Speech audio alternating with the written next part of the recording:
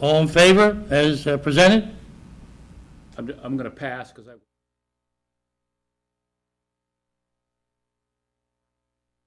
Abstention? Yeah, abstain. I just wasn't. Fine. So, yeah, that makes good sense. David would be the one abstention, so that's fine. Right.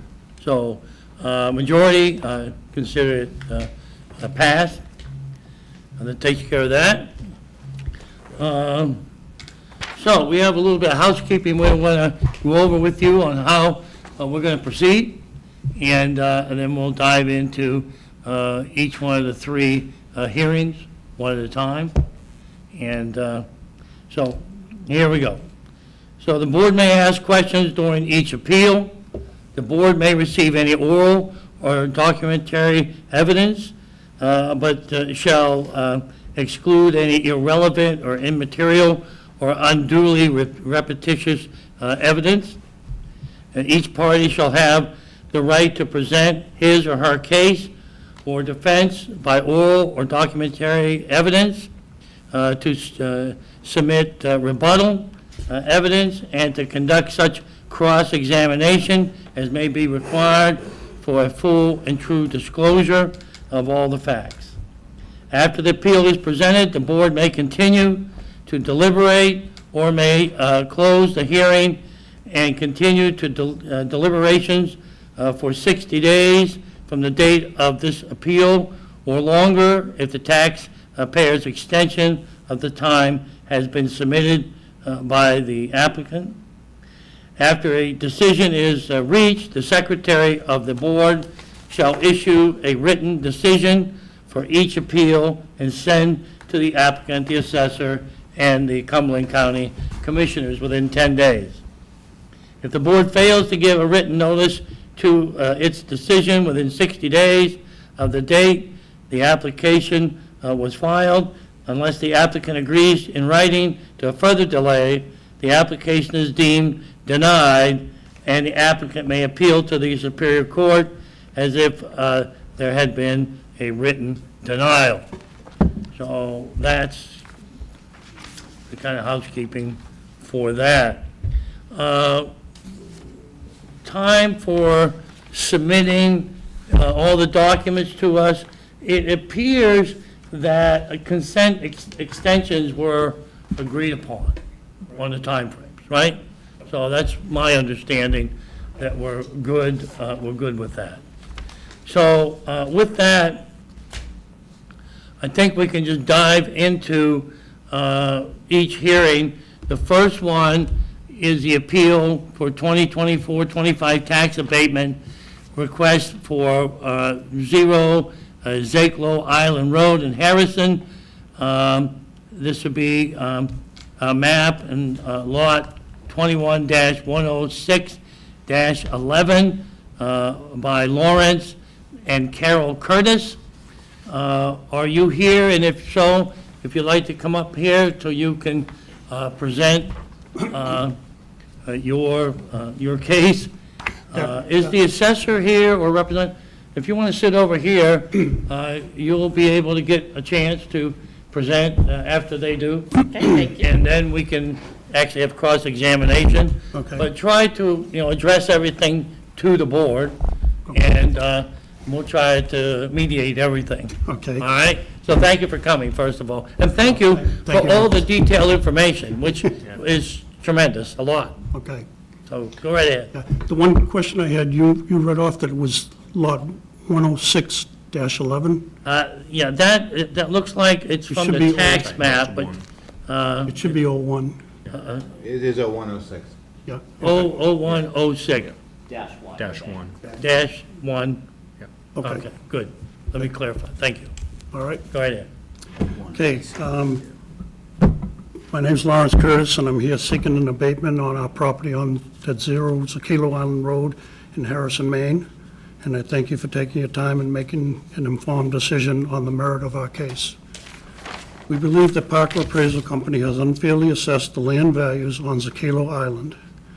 On several occasions, we, myself, and several other island owners have provided Parker Appraisal with information to review which would support our claims. For the most part, we have been ignored. When we first met with Bob Gringus of Parker Appraisal, he started the conversation with a statement, "We had no other property comparisons to use, so we used the sale of 7 Zakilo Island Road as the basis for the other island properties." When that property sold, I went to the Harrison Town Assessor, John Wentworth, with concern that our property would be judged by that sale. He told me that per town guidelines, the town would never use one sale as the basis for evaluation of other properties. This is exactly what Parker Appraisals has done. The property at 7 Zakilo Island Road was marketed as a Lake Island compound, is a perfect Maine getaway. It has many structures, including the main house, a timber frame barn, a wood-fired sauna building, and various other supporting outbuildings. And that's in, if you see section 4, items 1 through 5 of our presentation for the full details on that property. That sale was for $1,250,000 on June 26, 2021. And the 2024 valuations was set at $1,172,200 due to the inclusion of a boat and furniture in the sale amount. We do not dispute this valuation, but we do dispute the split in the valuation between the land and the main house. The house is listed at 1,496 square feet and is assessed at 241,030 square feet, which calculates to $161 per square foot based on the 1,496 square feet. Unfortunately, the previous owner did extensive upgrades to the house without pulling permits with the town, including covering the textured 111 siding with cedar shakes on the completed exterior. The asphalt roof was covered with a new metal roof. The deck on the front of the house was rebuilt in order not to encroach on the 100-foot buffer. Kennebec Cabinet Company cabinetry was installed. Vermont soapstone countertops were installed. New high-end kitchen appliances were installed. Custom cabinets were installed on both sides of the chimney. The three-season porch was completely changed with new windows, insulation, new walls, new flooring, and heat was added. The room is now a four-season parlor, and that's how they advertised it when they were selling it. Again, none of the work was permitted by the town of Harrison, so they were unable to update their records to properly evaluate this house. These updates certainly significantly increased the value of this house. If you add in the four-season parlor as advertised, the house should have a square footage of 1,848 square feet, which would further increase the assessed value of the house. We researched other houses and found that the interior of 138 Zakilo Road, map 22, lot 0021-G, was very similar to 7 Zakilo Island Road. And if you see section 4, items 7 through 9 for details of this property. The former owners of the two properties were good friends, and it looks like 7 Zakilo Island Road was most likely based on 138 Zakilo Road's setup. That house is valued for $1,030,248, while 7 Zakilo Road is valued at $241,030. Please look at the pictures of both properties in section 4 of our presentation booklet. Now, the house at 138 does have more space, but the main floor setup is almost a duplicate of the one on Zakilo Island. Okay.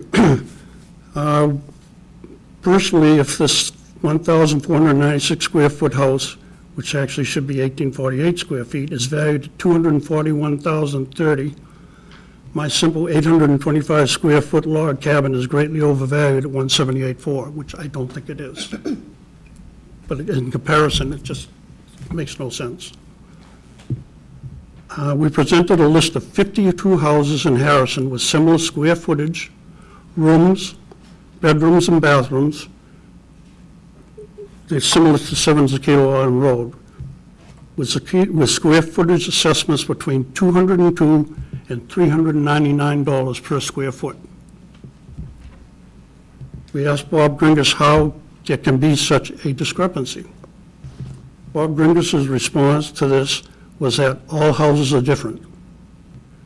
We then asked if he went into this house or any of the other 52 other similar houses, and the response was, no, I did not. We then asked if that is the case, how does this match up with the concept of market value as the appraised value, and how is this fair to all Harrison taxpayers? Obviously, the inside of a house is probably the primary reason people buy houses.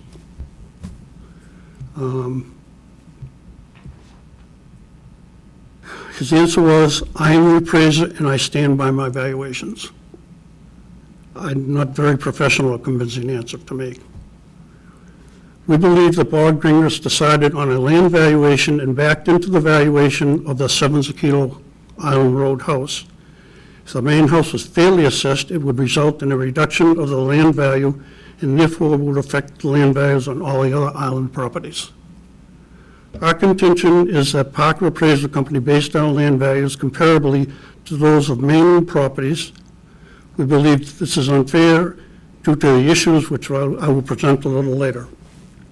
Traditionally, the land values on Zaquilo Island have been well below land valuations on mainland properties in the town of Harrison.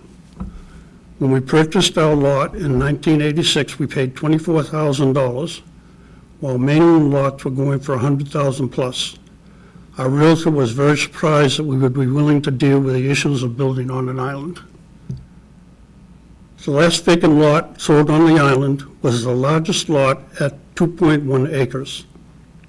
This was purchased for $145,000 on September 27th, 2019, after being on the market for over 4 years. Bob Gringos stated that this sale was completely irrelevant because it was 5 years old.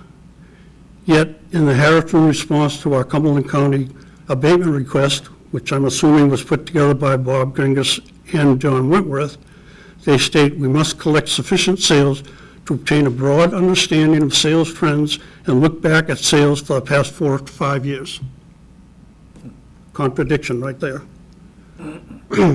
We had presented to them the details of 3 sales on Pitts Road, which is directly across from the island, for much smaller lots, which sold during 2021 and 2023 for $175,000, $300,000, and $600,000. To no avail. They ignored us. Again, we contend that to be fair to all taxpayers, fair market value should be the overriding factor in appraisals of properties. The oddity of their dismissal, of the 2019 sale on Zaquilo Island is that a property at 131 Zaquilo Road, which is on the mainland, which is lot 22, map 0021-G, was sold 13 months later for $900,000, and they valued this land at $887,900. The buyer tore down the Camp Zaquilo dining hall structure in order to build a large house, garage, porches, and decks. It is obviously that he bought the property for the land only. It is a 2.24 acre lot, so the land value per acre would be $396 and $384. We cite this lot as unique in that the lot is completely cleared from the house to the lake with a grass lawn, something that can no longer be achieved due to shoreline restrictions. Why was this sale relevant when the Zaquilo Island property was not? In Harrison's Exhibit 2, it shows 7 mainland properties with 100% or 95% functional value in the high 800s. With the 25 discount they allowed, their starting point on my land was $1,026,133, which does not seem very logical with 7 Zaquilo Island compound completion sold for only $1.25 million. We also presented a list of 62 mainland waterfront properties on Long Lake, which were similar sizes to our lots on Zaquilo Island, where the per acre valuations were near or below the per acre valuation on the island. We again contend that the island property should be valued much less due to the issues I will be explaining shortly, and which we provided in Section 7, Item 1 of our presentation. Section 2, Item 3 is the list of the similar properties. We did a study of the increases in land values of all 368 identifiable taxable Harrison Long Lake waterfront properties. One of Bob Greenris's statements when we first met with him was that the Long Lake has become very desirable, and therefore the values would be increased considerably. Would it be logical to assume that all Long Lake properties would increase at a similar rate unless something exceptional was done to the property? In our study, we discovered that the land values increased on 7 of the 9 Zaquito Island properties were over 150%. Yet only 10.6 of all Long Lake properties increased by that much. This seems to indicate the Park Appraisal Company is valuing island properties the same as mainland waterfront properties. The 8th property received 143.2% increase, and the 9th property, which is a vacant lot, received a 21.5% increase. My land received 169.4% increase in valuation. I would also like to mention the great disparity of the increase in taxes on Long Lake waterfront properties.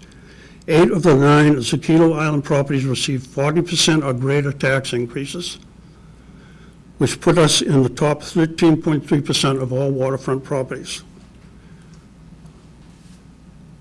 Of note is that 77 or 20.9% of waterfront properties received reductions in taxes on land valuations, including 9 properties with over $1 million house valuations, and another 60% received increases less than 30%.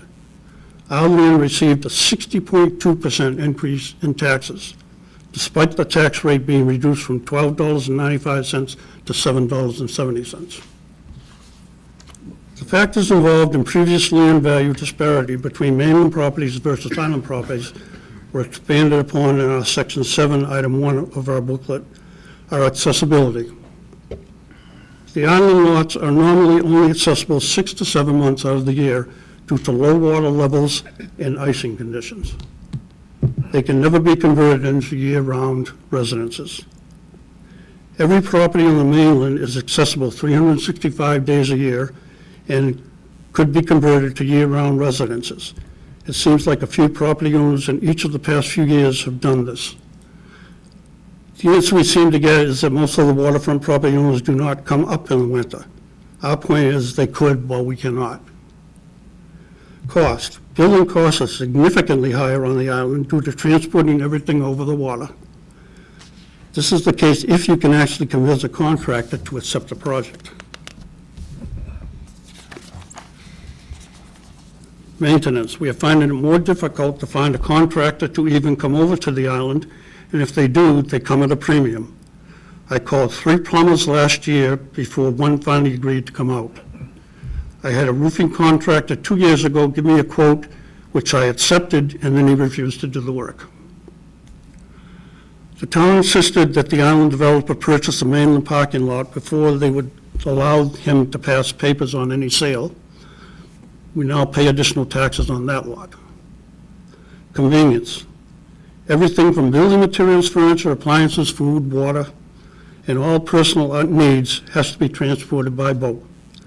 Mainland Lake property owners can deliver everything to their back door. Weather conditions can also affect the ability to reach the island. Services. Insurance. Most island property owners have experienced their insurance companies canceling twice on short notice and have had to scramble to obtain replacement coverage, usually at much higher prices. Due to limited access to services, insurance companies have been reluctant to cover island properties. Fire. Harrison Fire Department personnel have advised us that a fire on the island would be a containment instead of a save the structure situation. Police, road, no services. Septic. No truck would go on the ice, so if service is needed, the company would have to hire a barge and pump into barrels, which would be extremely expensive. Heating. Unless very expensive electric heat is used, we have to haul wood, oil, or propane over ourselves. Electric. Sakilo Island is usually one of the last spots to have service restored when electricity fails. We usually have to provide and coordinate transportation over to the island for the workers and their equipment. Buildable land. If you look at the provided island map in Section 1, Item 3 of our booklet, you will find that due to the shoreline restrictions and setback requirements, most of the lots have only about 25% of the lot available for construction. My lot also loses about 1,320 square feet due to the right-of-way road which the town of Harrison required. Water. On my land, the contractor could not dig a well as he ran into ledge everywhere he tried. I do get a small tax allowance for this. The other built-upon lots do have wells, but because of the water levels, they are undependable, and most owners do not drink the water as they are basically getting lake water. The wells were placed too near the water because that is where the contractor could find a place to dig them. Town services. Could not sell to anyone needing school services. One owner was denied registration of his child in the summer program because he was a non-resident, even though he is paying 3 to 4 times more in taxes than most residents. Marketability. Any potential buyer would certainly factor in all of the issues I've just explained in making their decision on what they will be willing to pay for island property, and this would logically reduce the number of potential buyers. Due to the access issues, realtors would not be able to market the properties for at least 6 months out of the year. My next issue involves the apparent dispute within Parker Appraisal Company, which has resulted in varying reductions in 8 of the 9 land values.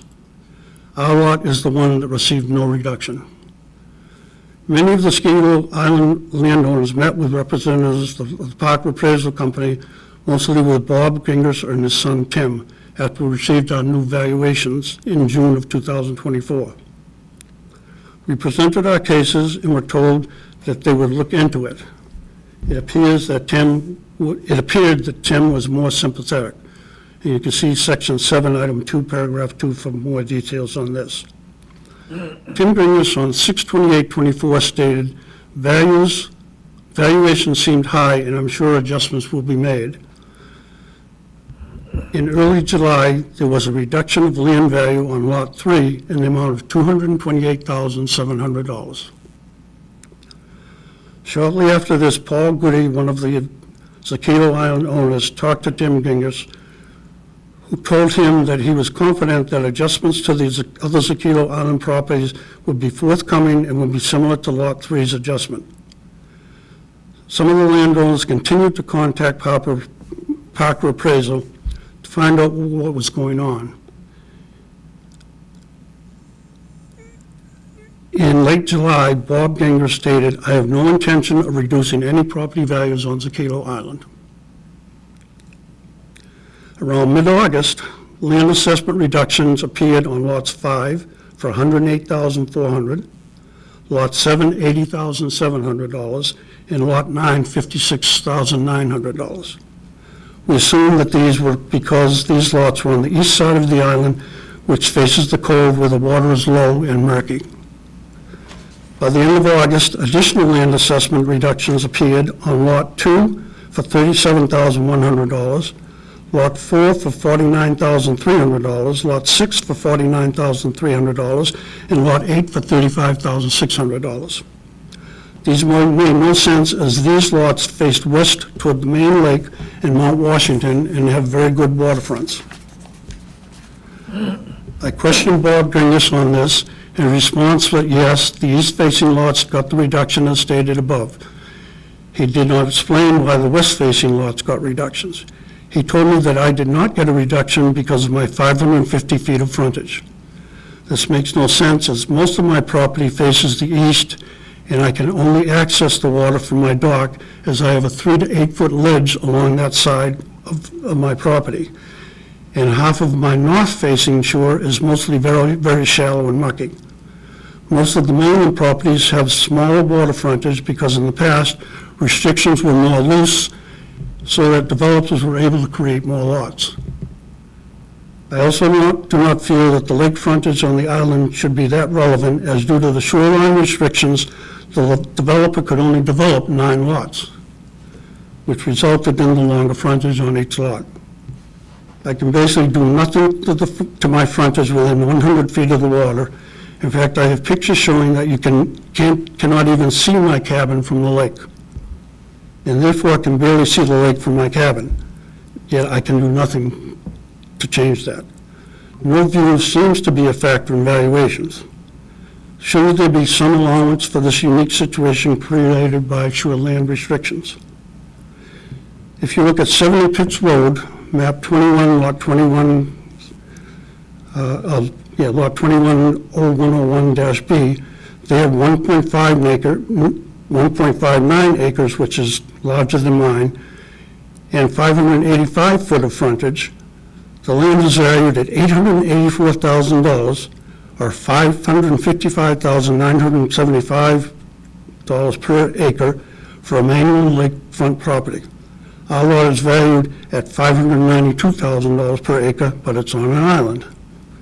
The main issue here seems to be the great disparity of the reductions in the land valuations, which were made, as most of the lots are very similar in size, but have valuations from $592,200 to $853,800. This equals a difference of $261,600. The valuations done by Parker Appraisal in 2009 were very close, with a low of $186,500 for a vacant lot to $285,700.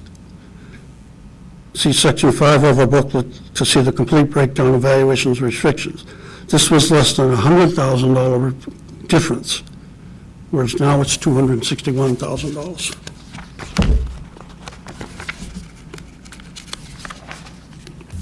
If Parker Appraisals was so sure of their original valuations were valid, why did the original valuations have Lot 3 $51,300 more than my Lot 1, but with the reduction is now $177,400 less than my lot? That is a $228,700 swing, where the 2009 valuation, also done by Parker, showed Lot 3 was valued at $49,100 below Lot 1. I find it hard to believe that 300 feet of unusable lake frontage will make a $228,700 difference. Why were so many reductions made if they were so confident in their original valuations? And how did they determine such varying reductions? Why was undeveloped Lot 2 valued only $13,800 less than Lot 1 in 2023 based on the 2029 revaluation, while in 2024 it is valued $213,800 less?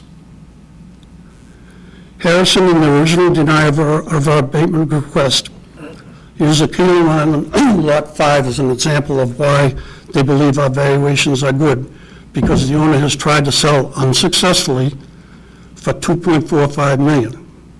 Yet, they issued him a $108,400 reduction in land value.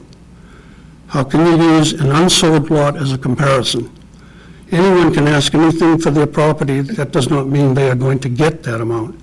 In fact, the owner had a valuation done, and it came in at less than $1.6 million, and that had to do with the unbelievable house that he built, which can be seen in Section 8, items 1 through 4 in our presentation. Using an unsold house as a comparison does not make sense. Also in our presentation, we also refer to 19 Heritage Drive, map 20, lot 0011-M. See Section 6, item 1 through 6 for details on this property. The owners had originally put the property on the market in 2023 for $1,350,000, and Parker Appraisal assessed it for $1,400,000. Prior to the eventual sale, the owners requested and got an abatement of $209,700 to bring the assessment down to $1,190,300. After a year, it finally sold for $800,000. and the buyers have already submitted another abatement request. This lot has 765 feet of water frontage. The sales price is $600,000 below the original assessed value of 43%. This is the danger of using an asking price to set an assessment. We ask that you disregard Harrison's Exhibit 1E, as this is another unsold property. It just seems like Parker appraisal decisions are all over the place, and they didn't know what to do with the island. We feel that we did not get a fair hearing at the town of Harrison for a few reasons. First, our 7-page presentation booklet was not seen by the assessors board prior to the scheduled hearing. Just before that hearing, the town manager resigned, so things were a little tense. The board requested a 14-day extension, as the first hearing was on the 59th day of the 60 days allowed to respond. This extension was granted by the Zaquilo Island lot owners. At the second hearing, we were faced with dealing with Bob Gingers and his unsatisfactory answers as previously explained. We also had to deal with the resignation of the board chairman and another member of the board before the meeting even began. This put a lot of pressure on the remaining 3 members. Unfortunately, the remaining board, with their limited knowledge of land assessing, just couldn't go against the appraising firm which they hired. But 2 of the 3 did encourage us to bring our case to the Cumberland County Board of Assessors. We honestly believe that the abatement request we have made is reasonable. We are hoping that your independence from the town of Harrison will allow for a fair decision. Thank you for your consideration. Thank you. Wow, that's a lot. Yep. Yeah. Take a breath, and we'll go over to the assessor, if you'd like to Yes. address this however you want to. Yeah, so my name's Jessica Westhaver. I am one of the assessing agents from Parker Appraisal. I have been with Parker Appraisals for almost 4 years now, but I've been an assessing agent since 2018, or an assessor, certified assessor. Couple of key facts to remember, just in regards to Parker Appraisals. Bob Gingras is the owner of the company. He has been the assessing agent for the town of Harrison since 1989, so he is very familiar with the town. He has done 3 revaluations for the town, so this is not his first process through this experience with the town. Some information just to kind of respond to information shared was regards to the town getting building permits for all of the properties on the island during the revaluation process. The assessors, Bob specifically, went out to the island and reviewed all of the properties in the summer between 2023 and 2024 when the final values were set. So all of the values that are put on the structures are based on current information as to what the property has. We do not go into properties unless we are invited into properties. We maintain all of the information that we collect from the town's building permits and town officials, as well as what we can view from the outside of the property. When you're revaluing, 2,000 plus properties, there's no way we're going to make it into every single parcel. It's just not going to happen. So a part of our process, just to kind of explain again, is that, and I know a lot of you are familiar with this, we do a mass appraisal approach. This is not the same as an individual appraisal for a market sale. When we did this, we collected all of the information specifically on Long Lake. And I provided some information. You guys all got the information from us. There's a map, and I just want to point out, I brought new ones just in case, but there was one that kind of repeated a sale. It's over here on the side, and it says 1,160,000. So what these are all properties that have 200 feet of frontage on Long Lake. Okay, and what we use those for to refer to is, if you look at the information we submitted, I gotta find the page, it's Exhibit 2A, is the land schedule in the assessing CAMA program that we use called TRIO. And based on all of the research we did of properties that were 200 feet in shore frontage, we set land values based on that information. So any property on Long Lake, if it has no deviation from a basic normal lot, that's improved is going to be a $900,000 lot for the first base acre. And again, remember, we also do factoring on the first base acre. It's not, 100%, 90, it changes. So everybody on Long Lake that has water frontage was using this exact same land schedule. Then what we have to do is, once we look at all of the factors in the properties, we then have to take into account individuality on all of those properties. Some of these have, you'll see on the map, there is a property, I think he was discussing, that sold for $885,000. It looks straight at the other side. It doesn't have much of a view, so we had to adjust the land value on that.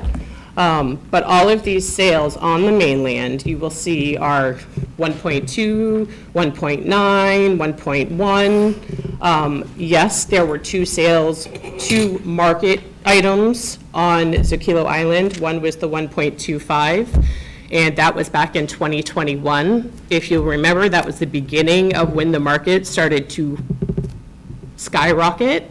And regardless, unfortunately, of if the market goes crazy for silly reasons or crazy reasons, as we've all seen, we by law are required to use all of the sale information that we have at our hands, regardless of what the cause may be and why that increased.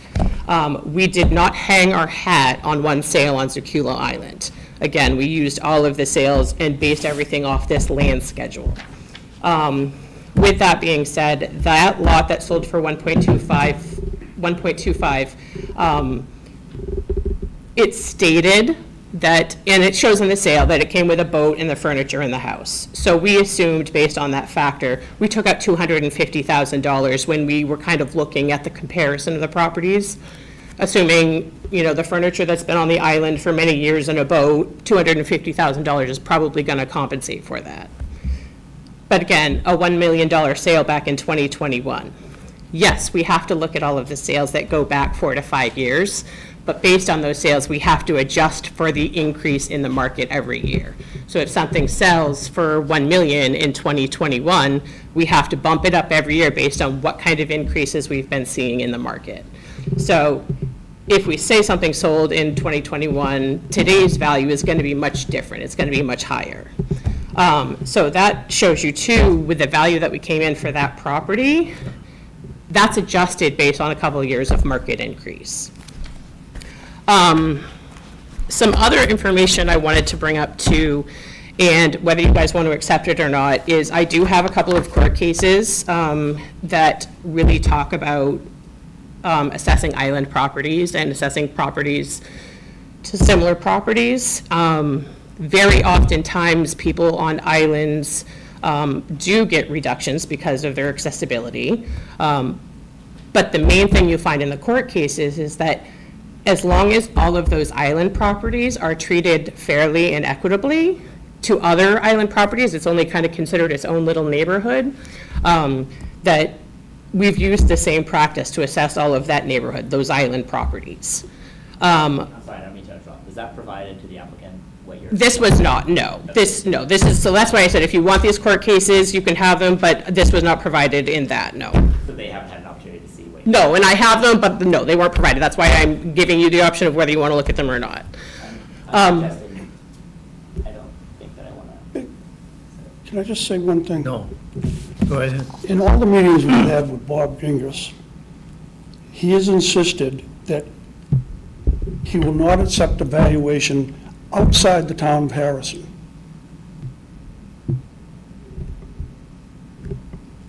The island is the only island inhabitable in the town of Harrison, so it's obviously very unique. But how can you compare it to an island somewhere else? I don't even know what We don't. island you used. We don't. We can't. So we've used, again, I go back to the land schedule that we've developed based on the sales on Long Lake. We've created a base acre lot based on all of that sale information that we've collected. And then based on that, we adjust the land values accordingly. And once we researched everything and looked at the sales, specifically the one sale that did happen on the island, plus things that. Did you look at the pictures of that house? The Sure inside did. of that house? But I'm pretty sure your fight, your, not fight, but your disagreement with the value is your land. No, that's not true. I'm talking to him. Sorry. Yeah, let me let you finish your Yeah. presentation. Right, exactly. And then we can Yeah. kind of cross-examine. Thank you. So in your application, your fight was, or your disagreement was that your land was overvalued. So if we look at that property and compare it to your property, they're valued equitably and fairly in the same fashion. They both got the 25% discount for access. So there's no discrepancy there in what you two have been assessed. Their house is different from yours, their house is assessed differently from yours, but your land is where you're having the area that's coming up the hardest for you. And that's where I'm trying to show you that all of the land was treated exactly the same. If you go to my last exhibit, Exhibit 4, this goes back to all of the properties I have included in the submission. So the top sheet that you'll see is the land assessment based on feet from largest to smallest to largest. Sorry, largest to smallest, yes, correct. So most of the properties, all the properties in green are Zucchino Island properties. All of the properties in that golden color are mainland properties. And you'll see in that range that most of the Zucchino Island properties have the highest frontage of waterfront. They've got unobstructed views of the lake, they've got, Mount Washington, they've got beautiful views.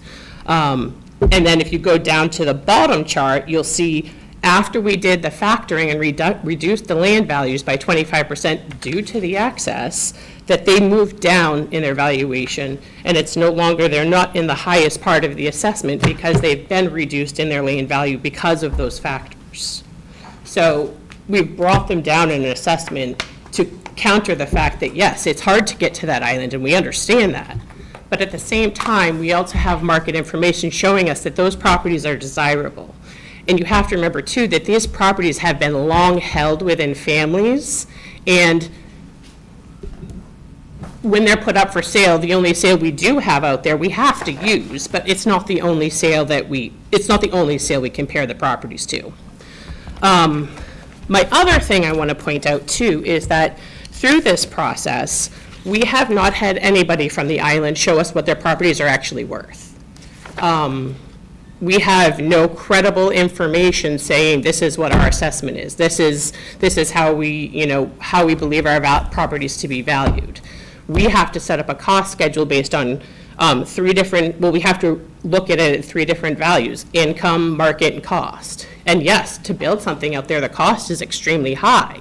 And that has to be part of our factoring in how we develop those values. Because it costs more to get product out there. It costs more to, that's a part of it. Because that's how valuable that property is out there. Somebody at some point thought it was a great place to be. So we don't see any information as to what the actual values of those properties are. We have nothing showing us how we're wrong. The other thing I want to kind of point out too is we did make the cost schedules available. They were requested by the taxpayers. We made sure that we made them available, and nobody ever came to pick them up to look at them. Nobody was interested in reviewing that information, so I don't know why that happened, but that was the feedback I got from the town. They didn't provide us anything. I had to go in and ask them for valuation sheets. They also said cost schedules were requested, and we provided those and made sure they were available, but they're still sitting there. So the other thing, too, is the methods that they're using to compare their property values from 23 to 24. You have to remember that the values that we're showing in 23 were from a revaluation that happened in 2008. They weren't current market values. So to use a comparison saying one property jumped this percent and that property jumped that percent, we didn't do a factoring. We didn't go in and say we're going to adjust land values by 1.5% or 1.5. We're not going to adjust building factors by a certain percent. That's not how we approached this. We did this as a square one, ground zero, from the floor up, reassessment establishing all of the values for these properties. So all of this information is scratched, brand new from, plain slate, built up from the ground, and reassessed. This, again, also counts for all of the properties that didn't have building permits, that we had to find new things that we didn't have on their property records prior to because we didn't know they were there. So what we did was we wiped everything out to zero, went back, measured everything, made sure we put everything back in, assessed all of the sales and market that we could find, and then we placed that information on those properties based on those information. So comparing a 23 to 24 increase value is not an appropriate method or to find out percentage increases or how people were treated unfairly, because it's apples to oranges. It's not the same. No, it's not, because all of the properties were reassessed in 2009, and most of them have the same property value in 2023. That, because they hadn't changed. We didn't do a reval from 2009 to 23. So we've already accounted for that. In fact, in my statement, I mentioned that it's a 2003 valuation based on the 2009 assessment. Right. So I don't know what your argument is. Your comparison in your charts shows from the assessment from 23 to 24 and how one property increased like 60%, one property increased 40%. That's not, we didn't increase properties like that. We didn't do that. We had to restructure all of our cost schedules, and then based on that information on the market, it could look, it looks completely different from what it looked like in 2008. Harrison is much different than it was in 2008. And we had to adjust for that. What you're saying is the 2023 valuation was essentially a 2009. Yes, yeah. So it's really 2009 to 2024, Correct. the market increase. That's why Why yes. they've increased so much. Yes. Okay, we're not really disputing that the island properties are valued differently, although there's a wider margin now than in 2009. What we're disputing is the original valuation. The taxable value, the assessed valuation for taxes? Yep. So can you show me we need to see something that shows us what your All you property have is. to do is look at the pictures of that house and know that it's not worth $241,000. But your application is fighting the land value. It's not fighting the building Because- value. So, can I just, are you finished with your? Yeah. Okay. I just wanted to make sure you had a chance to Thank you. give us everything you had. I have a clarifying question. When this agenda item was presented to us at the end of the last meeting, she indicated that maybe they'd be coming together, or is everybody fighting a land valuation based Yep. on this same presentation? So Pretty much. you folks aren't presenting? Yeah, they You are. are presenting. We're part of the same island group. They're coming up next. Technically, yeah, we were told there was 3 different. Okay, Well, okay, maybe- so there's 3 different presentations, okay. And then we have some And there's next 2 week. more next week. Right, I just wanted to get clear So, on that. can we ask questions of the, Yeah, I just wanted to let him finish, and then we could, then I thought I'd put it over to us. Do you have any other questions? Can he ask his question? I mean, he's next up When you're anyway. done, are He's you next done up. right now? Okay, yep. Go ahead, you can ask a question, and we got a lot of questions. She's saying that we're arguing about land values, and that's not really a true statement. We had a sale on the island, and we got a purchase price, and you're gonna have a building value and a land value. They grossly underestimated the building value, right? And that affects how much should be allocated to the land. They always said, oh, we have no land sales on islands to compare it to, but you have plenty of buildings to compare it to. So when we go in and we see similar buildings, square footage, similar year of construction, I've got one that's assessed at $305 per square foot, built at the same time. It's actually less square footage. And the Forrester House, they've assessed at $241,161 a square foot. The building is so out of whack. so I'm sorry, I didn't hear who you are. I'm James Vine, and I have lot 21-106-3. Okay. and he's on our agenda coming up. Yeah. So with that, let me turn it over to the board and let us get some questions out here. I've got one to start out with. You've made an assumption to reduce the values on that island by a factor of 25%. Where does that come from? And could it be 26%? Could it be 30%? Okay? Yeah. Where is that number coming from? So when we look at the values and the sales, we have to determine, a value that will adjust that land factor, because we don't want to change the building value, because the building should match the building on the mainland. They're the same buildings. Kinda. Right, Right. construction in every wise, a house assessment is going to be a house assessment on mainland versus, it's the land that changes the overall desirability, where it's located. So what we did initially is we did have values that were higher on the island. I think at first we went with 85% and 80% for there's two properties that have kind of cove and low water area. And after we had our hearings, once we sent out the letters for the values, through our discussions and through our analysis after the fact, looking at the sales and again, kind of looking at everything as a whole and all the information we collected from even the mainland people, at that point we figured, yes, we think our 85s and 80s are a little bit too high, so we need to adjust them. So at that point, that's when we reduced everybody back down to 25% to the good. So there's a reduction for 25 for most of them, except for those two little outlying properties that have poor shore frontage. And when the information of this property went down this many dollars and this property went down this many dollars, we didn't adjust dollars, we adjusted percentages, because we have to treat them all the same.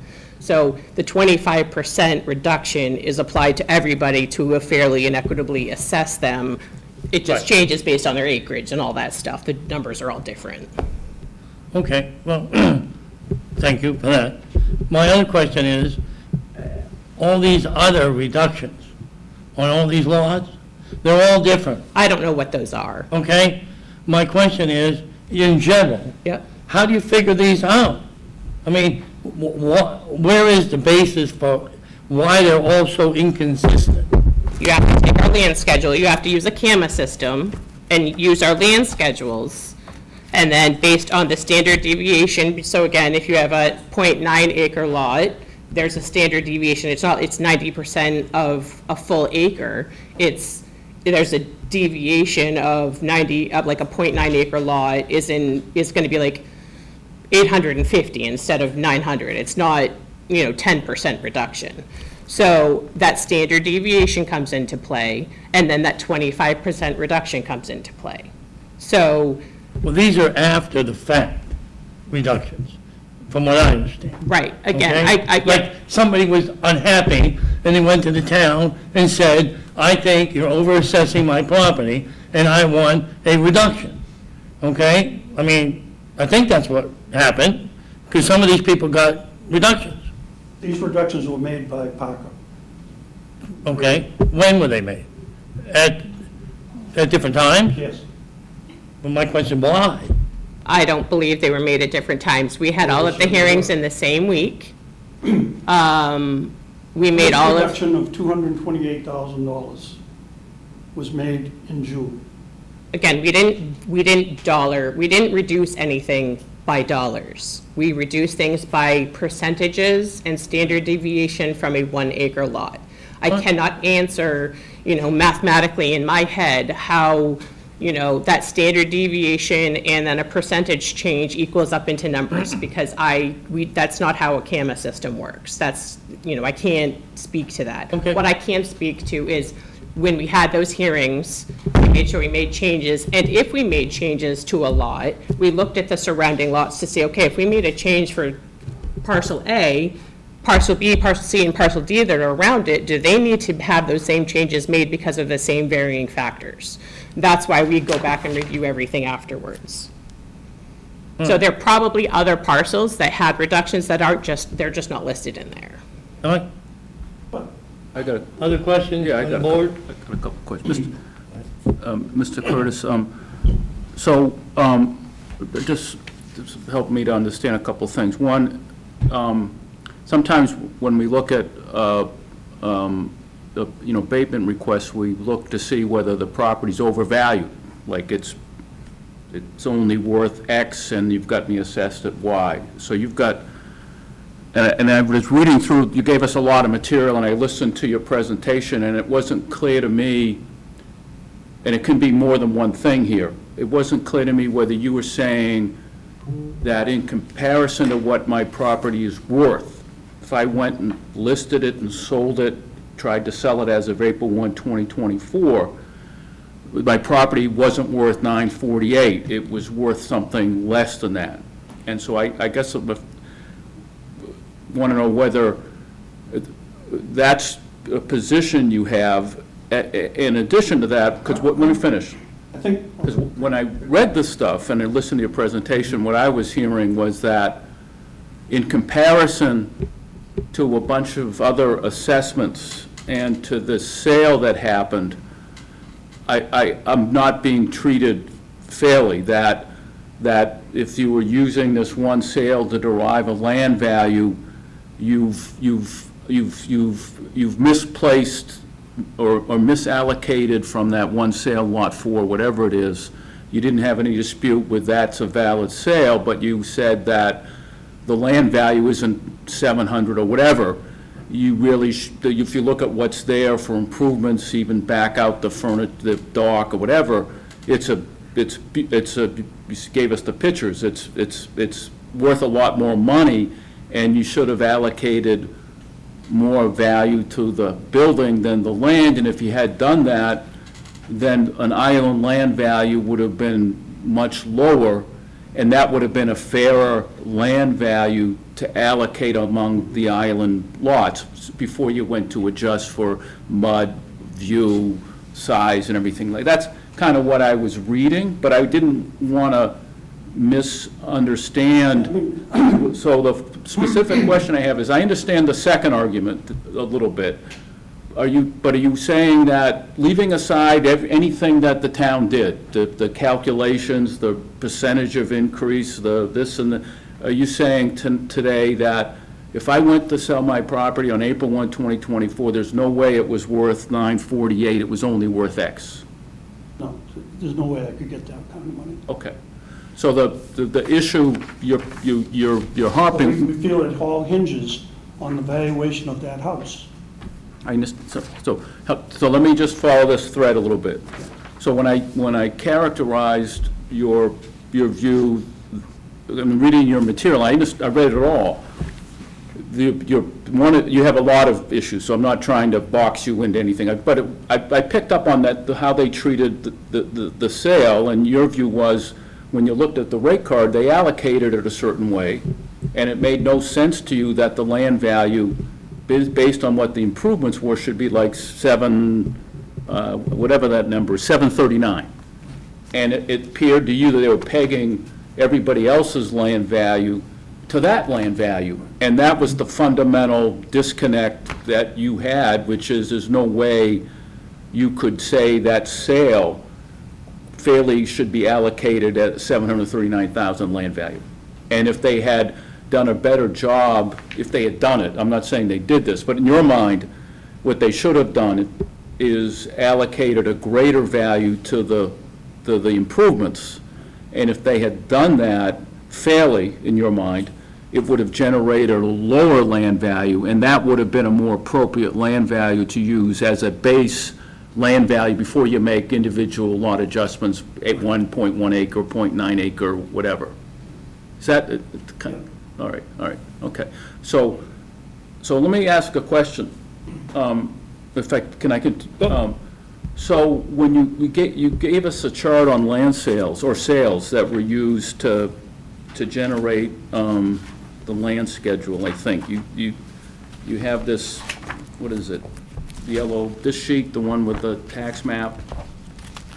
Yes, the So sales was that- information with it. Were these sales used to generate the land values that are shown on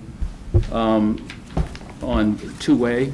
They were some of the land values, Yeah. yes. I didn't exhaust efforts and put everything on there. And so some of these sales were not just of land, but land and buildings? Correct.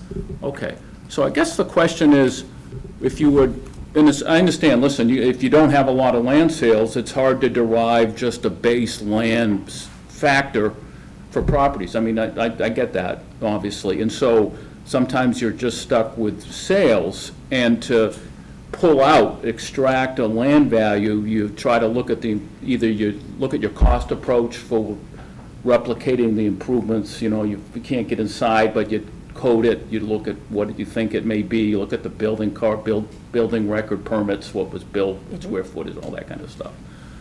So when you went and looked at this island sale and extracted out a land value for your table for land values, was that, based on some sense of the value of the improvements versus the value of the land? I mean, the gist, what I hear them saying, and they're showing pictures, is that the improvements had a lot more value. And so I guess I want to know, was that looked at before you extracted out a land value of 789 to use in your land sales data? And was that land sales, you said, and you used $1 million and then you goosed it up, and was that land sale adjusted by 25% before you used it in the land sales data? You understand my Sorry, question? I want to hear your question one more time, sorry. So the sales data, I'm going to try to Yeah, so- restate your question so I yeah. can, You got a sale for 1.2. Yeah. But it's with improvements. So to get a land value out of that, how did you extract the land value out of that? well, so what we did is, because we work for 27 different towns in the state of Maine, so we see all of the sales, and I'm not saying we're using that information, but we see all of the information that moves. We use our cost schedules when we do revals, and we bring that built cost schedule to another town, and we look at all of the information that we have. We then set our cost schedules for building material or building pieces to see, do we need to make adjustments? So let's start putting values on buildings first.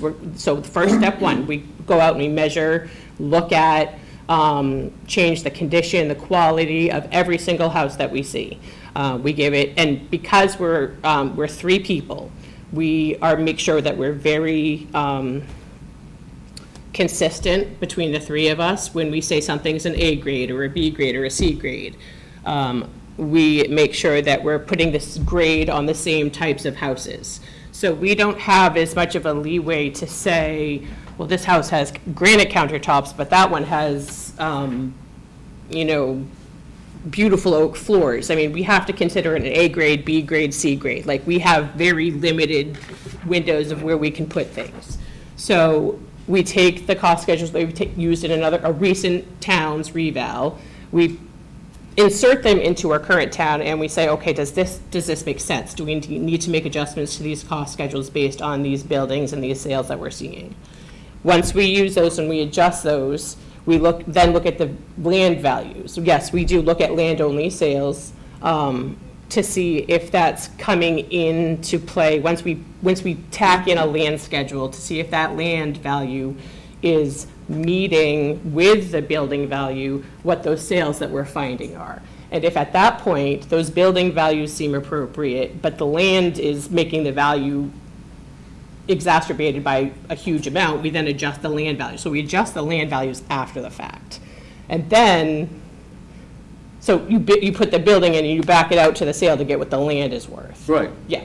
And then after that, that's when we go in and we start making like the individual. I'm just listening, it just seemed to me like, so often you have neighborhood classifications Yep. based on, if you have a portion of Long Lake where the view is of the west and of the White Mountains, and you've got a sale or two in that area, you can justify a a factoring different than factoring on the side of Long Lake that faces the, Raymond Hills, Yeah. whatever.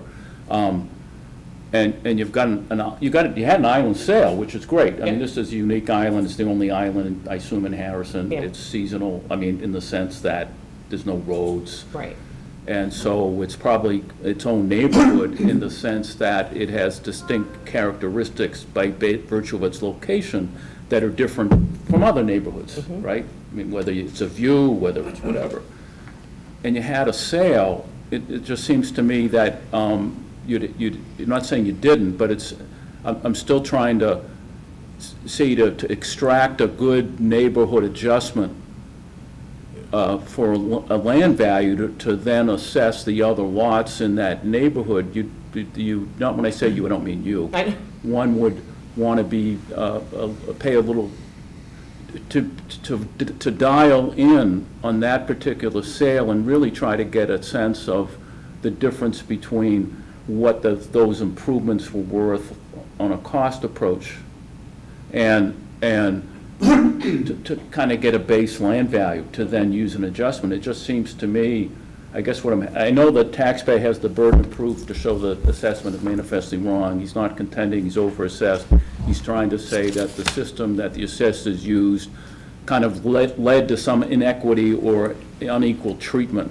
And this, so I guess I'm just trying to understand, in an ideal world, I guess I would have liked to see, I'm not saying he meets his burden because of this, but more of a effort to really look at that sale and extract a land value. It just seems to me when I look at the value, when I look at the improvements that are there, and I look at the square footage that he's given for improvements, Have you the looked at? ratio of those improvements vis-à-vis other areas, it just seems a little, it doesn't, I don't see Yeah. it. So in the packet as well, you'll see under Exhibit 3, you have the valuation reports for both properties Right. that really break down the differentiations between the structures. So that's the other thing I think is important to look at is where the differences lie in the two structures. Mr. Curtis's property, for instance, it's a one-story log cabin. We have it at a B grade at a 95%. So, and then it was built in 1986. It's got all of the different things that the property has. It has an open frame porch and a canopy. So that gives you building value of $178,400. I see it, I get the Yeah, property right yeah. there. So when you go- I'm just thinking out loud. Yeah, no, I agree, I've but taken when you too go much and you time. look at the other property, that house, the house that sold for $1.25 million Yeah. is assessed at $432,000. So it's a substantially, Improvements. all of the improvements to the house, absolutely. So the house that the sale took place, is substantially higher than his house. Oh, I get that. The main house is valued at $241,000. I'm sorry? The main house is valued at $241,000. All of the structures on the property, all of the structures are $432,800. All of the structures. So, You have to look at the property as a whole. thank you. I've occupied, Yeah. thanks for, I'm just trying to understand it's not an overvaluation Sure. issue. It's a combination. I've not been treated, the island, either, a combination, the island is different and it should be treated differently than the mainland, and/or on the island, there's been all these adjustments made that don't make any sense because the factors that led to those adjustments should have been applied to my property and they weren't made. And so that's a combination of what I'm hearing you say. So I'm just trying to understand what happened Yeah. and what you're saying. So I appreciate the time. When Thank you. you start your appraisal work, do you go through the town records to see what changes have been made? Yep. So how is that fair if somebody didn't apply for any permits, so there's no record of it? We went out and picked that up when we went there. So when we visited the property, we saw like there's an open frame porch, there's a new, so on here, 2020, there was a new deck. We capture all of that stuff when we go to visit it. That's why we go to visit it, to catch all of those things that people don't get permits for, to make sure that when we're adjusting those values for the current revaluation, that they're being fairly treated. Whether they got a permit or not when they originally took it out, we can't know that, and we can't account for that until we do a He never went reval. in the house.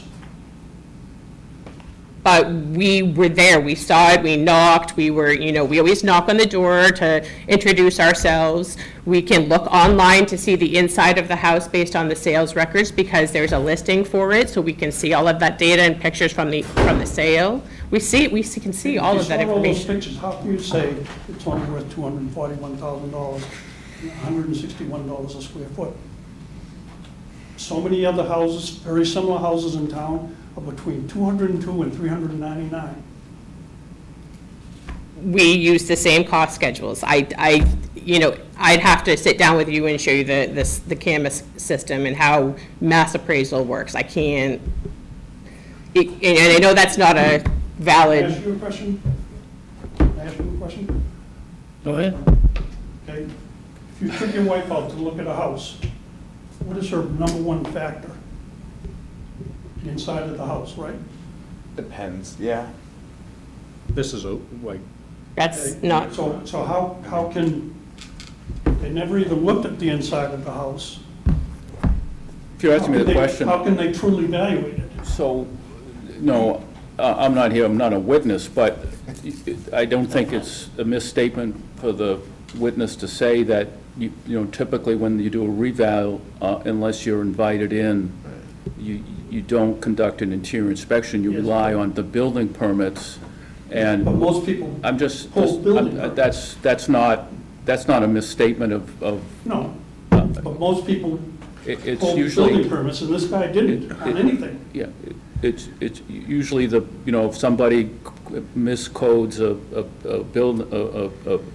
assessment and they say you got 3 bathrooms and you only have 2, you got a full basement, you don't have a full basement, you've got a kitchen that's a grade A and it hasn't been renovated for 50 years, you go in and say, you've got these things all coded wrong or measured wrong. But anyways, I don't think it's a misstatement to suggest that typically, as part of a revaluation, folks don't go in every house. I mean, they get whatever they But can. normally they have the availability of the permits that were pulled for correction on the house. I think it's very hard for this town assessor to get into most of the properties. No one answers the request. Right. They are very closed off from getting a real view of them. It's probably less than half you get to go in, I would say. So that's from my experience. Like, I mean, I get a notice, I don't respond at my house. I know that. and we have the benefit of when something does go for sale, we can see the inside of it. We can see the improvements made. On the online photos. Right, we have the advantage of being able to use that So- information. My primary house is also in Harrison. And somebody came to my house, knocked on the door, and I opened it, and I invited them in, and they said, no, that's okay. I don't know. This one's- I don't know what to say on that But- one. But we're talking about the land here, right? You're asking for a land reduction, so Yes. we're getting caught in the weeds on the building values when really we're talking about the land. And I think that, from what I see, I mean, I'm looking at these final land valuations, they do deviate. You've got a 2.1 acre lot, lot 5, which is 762,000, and then,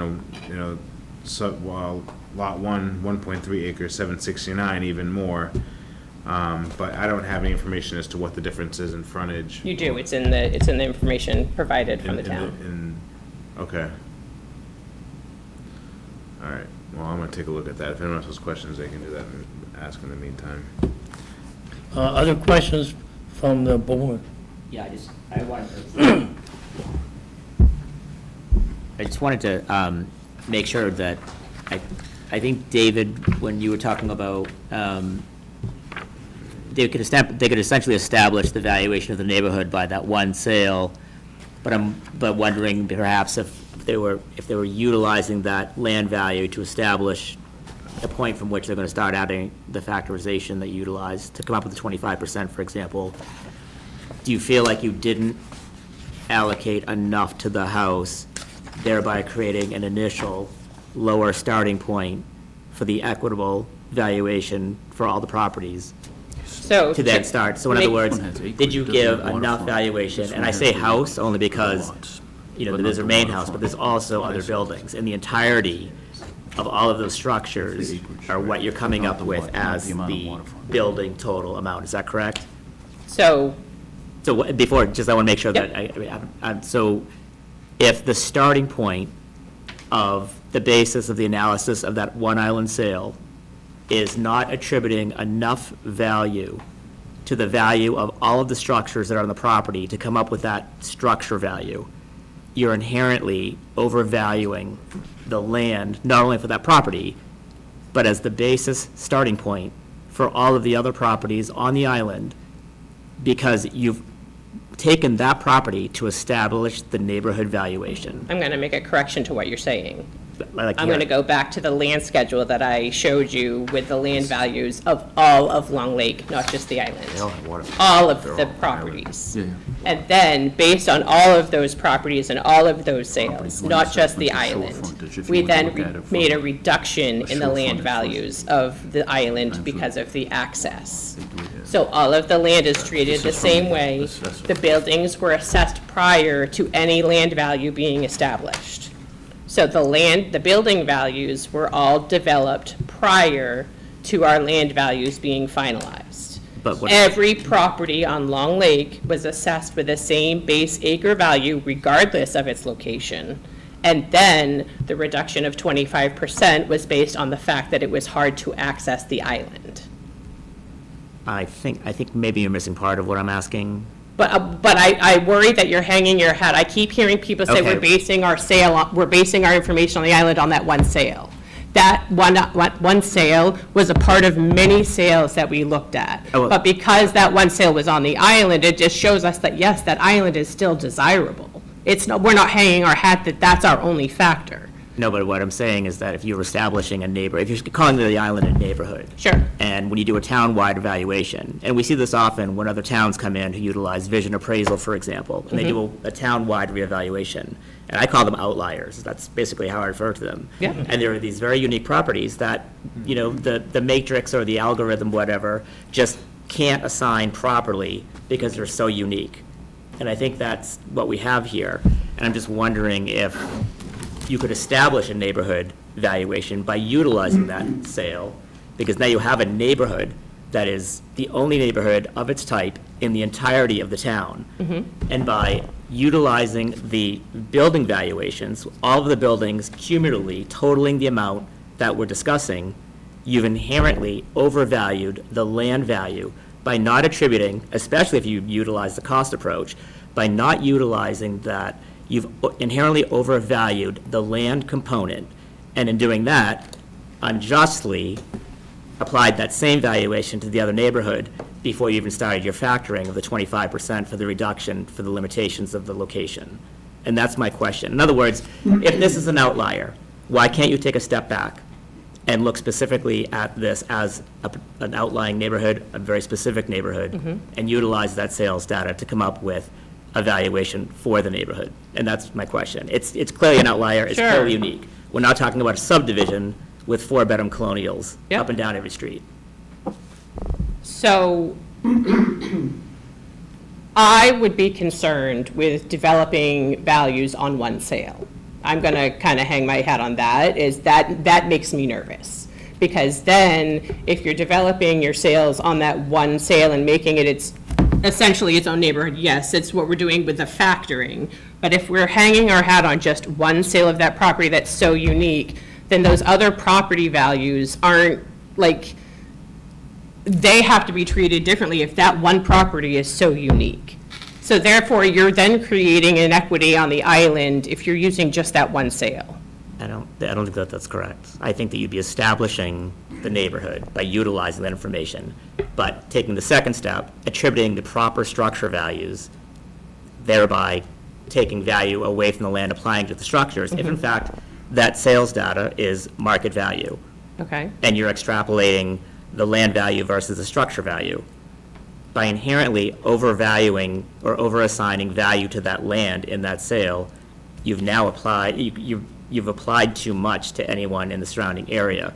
In other words, what I'm saying is, take a look at the sale, do an appropriate valuation for the structures, then have an appropriate valuation for the land, which I believe would result in an equitable starting point for the property valuations. But my The land question- valuations, yeah, which would sure. result in an overall valuation that would be more reflective. But my question back to you is we have no information on what those values of those buildings are. We have nothing to say that our values are incorrect.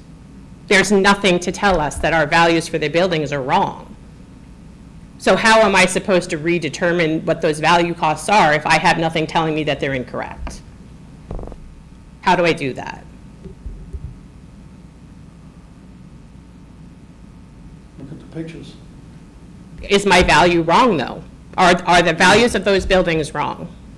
Compared to. Can anybody show me documentation where those values are wrong? Compared to many, many other houses in town, it's very wrong. For very similar houses. I'll say, I can back into the square footage that she arrived at, because in looking at it, just looking at, I don't believe it has a full foundation. It's a house on, I think it's It's a crawl blocks, space. it's a crawl It's a crawl space. space. So right off the bat, there's a reduction in value of the home. And one of the points that was made of insurability, it didn't sound like that was actually a factor in what you look at, but it being, the home being on an island without the ability to be reliably insurable, and if there were a fire, it's basically a structure fire and it's gone. That, to me, puts a lot more value on the land than it does the actual home. So I can back into the number, the square footage seems very low, but I could back into the $161 a square foot for that primary house. For his house, right? No, that was, I believe, the one that The main Lot structure 7, one, the yeah, main the main structure structure on of Lot the 7. one that the Oh, sale, the the 1.2 sale? million. Oh. And further, having that lot that never sold, the 2.4 million, if a private appraiser stepped in and said 1.6 million, a lot of that, I mean, it's a ton of value. It is a new home. It looked like a beautiful home, but I wouldn't price the home in and of itself. It's likely not on a foundation either at more than, say, $700,000. So I can appreciate the backing into the building value that they identified, which isn't entirely the argument, but I could. Let me ask you this question. On the land valuation that you made these reductions for, which you've made none for his, okay? Wouldn't there be some reduction that he can't put a well on there, that he has some other particular issues, that there hasn't been any adjustments other than the just blanket 25%? I think he spoke to that, saying that we had taken into account that you didn't have a well. It was, I think I got a $5,000 reduction in my valuation. Okay. Well then, let's go on to the bigger issue. I'm still stuck on the 25%. You know, specifically to all of those properties. I don't, I mean, have you went to Fry Island and looked at Fry Island just as some basis for what's the adjustment that Fry Island does for all the rest of Raymond? That might Do be they do different. 25%? That's a different assessment company. Well- We apply the same factor in all of our towns. We do. I'm trying to help you, to give you some basis. yeah. Other than, right now, the best I can tell you, that it's a swag system that you use. You took a guess, No, it's- 25%. we didn't take a guess. Well, how did you get there? I explained that to you earlier, is when we looked at all the values, based on 100%, we initially put an 85% reduction. And then when we talked to all of the property owners and looked at a bigger picture and really kind of like took some of the adjustments we already made based on the sale information that we had, that one sale, yes, that was a factor in helping us figure that out, we increased that reduction to 25%. We're never going to have a perfect number. There are some towns that we have a 50% reduction on islands because they're 3 miles out. Like, we have, it's different, but based on the sale data that we had and the types of properties, we decided that after our hearings and our discussions with the taxpayers, that a 25% value based on the sale information and what we also saw other properties being marketed for on that island was appropriate. I still think it's putting in exact science. on how There you is no arrive at exact science in 25%. assessing. You know, I mean, I've been in real estate for 42 years, and I've had to make some adjustments like that, and it's definitely a guesstimate, okay? It's not exact by any means. I'm just trying to help us get to maybe a fairer valuation of the land, okay?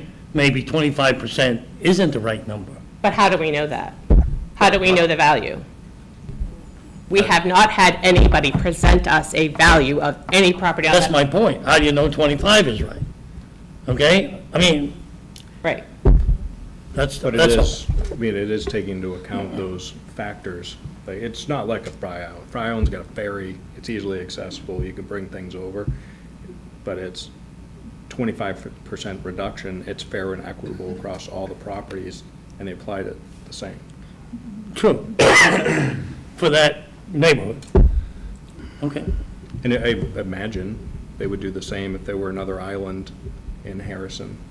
It would be applied the same. It's an island reduction for the income. Well, it needs to have a reduction. I don't doubt Right, that. yep. I just don't know if it's enough. You know, that's my question, okay? Other questions from the board, and then if there's any questions from the public? And then- Yes, on David. Anything more? No, I think we're ready to deliberate. Yeah. Yes, sir. I may be able to answer some of the questions that you have regarding the Larry's and the information that she's provided. Well, you're going to come up here in a minute, so, Yes. on your particular case, if you want to wait till then, As well. if you want to wait till then. It's essentially the same argument three times. I guess we don't want to get redundant, but we also, in support of Larry, you know, we've had some kind of taking some notes, and I agree with a couple of the points made. I would disagree that, you know, when you look at a $1 million house that was sold, as this property was, which after you take out the boat and everything, you're looking at $1 million, and you really did back down, because you know full well you can't replace the cost of that main house in a fire for $241,000. And I would argue that that actually brings the value of the land down because of the cost to build on the property. And I think that should be taken into consideration, because again, there's a lot of hardship that's involved with getting product to the island. And I would argue that if it's only accessible 50% of the time, you should probably be looking possibly to, I mean, I didn't write this in my notes, but just in this conversation, if it's only accessible half the year, maybe you should have a 50% valuation. And it's just, you know, and I appreciate you know, you're kind of, I'm sure it feels like everyone's. No, it's okay. I'm used to it. It's okay. You know, it's not an enviable position on your behalf, but it was, you know, you keep saying, why is 25 not right? Well, you're the one that picked 25. We then have to, you can't prove a negative. How do we prove that 25 was the right number? I think it's only fair to kind of open up that conversation, because obviously the land, in our belief, is overvalued. And I think, you know, obviously with Larry's presentation, I don't think that the land on the island can even possibly be valued at the same as a mainland property. So, I may have missed it. Can you just say who you are again? my name's Ian. I'm actually Tim Jameson's son-in-law.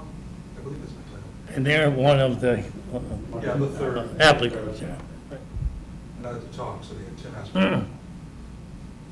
Other questions from the board? Mr. Curtis, anything more? I'm done. Okay, yeah. I'm good. Anything more from this? No. The only thing I just want to say is, you know, I remember it's the job of our, as an assessor, to make sure that we're treating properties fair and equitably, and just using that same percentage on all of the inland properties, you know. Well, before the board makes any decision, we want to hear the other two cases, so if you'll stand by, because you're going to hear some more. Thank you, Mr. Curtis. Thank you. Next, we have the appeal I think we have to- for Zillow Lake Island Road. Harrison, I think we have to do this, we have to do each one individually. excuse me? We have to do each one individually. Yeah. No, I mean, we have to vote on each. Decision. We have to do a decision on each one individually. You have to vote right now? I think don't know that's, that we have to. is there, is, do you You have know? 60, you have 60, you have all the time you want. Can we go to another agenda item without voting first? Or do we, I don't know why not, I think, because I think you might hear more information. I believe I believe we have to deliberate on this and then, yeah, I think we got to deliberate on this first. but we could, Standing as But well. you don't have to make a decision. we could vote to continue to the end. Could we vote to continue to the end of the meeting on a vote? David, do you know? So how they structured this because of the unique situation was, yeah, it's a, You know, I defer to the chair, but if, what do you want to hear, all three and then I decide? want to hear all three, and then we can vote on each individual one. Because we might hear more I guess information. I guess as long as no one objects and we hold it in abeyance, we just have to remember, you know, each one has a different amount they're requesting, but I guess what you're Right. saying is it's all based on the similar rationale. Similar, but we're going to have to vote individually at some point in time. As long as no one, I agree, are you okay if we, Yeah, I have no problem with that. yeah. everyone is on the same, okay. All right, Mr. Vines, I guess, This is the first for us to have it. Ms. Vines, you're up next. We're back next week. No. And you have 4 Zeglo Island Road is your property, Mr. Vines? The last one, and 2106. if I may, Dash 3. Mr. Chair, I'll just make one observation. Yes, sir. I assume what we're doing here, but this is, someone's looking at this later at a recording, is that in consideration of all 3 appeals, we're considering not only Mr. Curtis's information, this taxpayer's information, and the additional taxpayer's information, and you're okay, as the assessor, in us considering each of these appeals, that we consider all of what we're hearing? That's Yes, and I agree, because I think that's the overall That's fine. consensus, Just- that it's the island as a whole. Good point, though, thank you. Everybody okay with that? Yeah. Works for me. Okay. Mr. Vines, go ahead. My name is James Vines, and I'm here on lot number 21106-3. Yes. The main thing that we have presented, the Reader's Digest version is in section 3 of the book, in terms of the building values.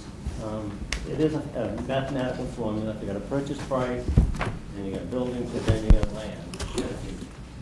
Well, under-evaluate the buildings on the purchase, it's going to inflate the value of the land. And I believe that's what's done on the forest property.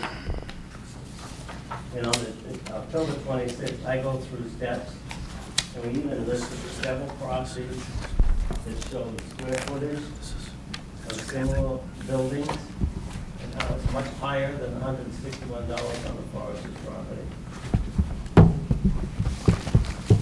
And they didn't calculate the 1,848 square feet, going from the main house value of 535,000, the guest house at 748 square feet, 149,000. The sauna Maybe all in the back. at $100 a square foot, that's 416, 41.6. There's 3, but it's in the Other back. sheds and decks, 816 square feet for 61,200. For a building value of 783,000. If we look at this property from the view of the buyer, this is marketed as a multi-building compound, and not a single family on one This lot. is this one. And I further went through and took a lot by lot assessment for everybody on the island and said, here's the number that we should look at. I took into account the views that the people on the west side of the island have and the disadvantages that the people on the east side have. So in that 10/26/24 letter, you can see my analysis lot by lot. And it's trying to come up with a value of how the island can be treated as a community. Along, if you're interested, I have an aerial picture of a lot of the properties that we are competing with. The Sakilo Island was part of the original Camp Sakilo, and it broke up in the 1970s. And the main camp on the mainland was split up and sold in house lots. And a lot of those lots are prime lots. They have grass down to the waterfront, very little vegetation that they're dealing with. They don't have the shoreline restrictions back then. So the lots cannot be created today because you've got too many restrictions on building. So those are prime lots. And the building value, the land values that they're using there should not be applied to the island.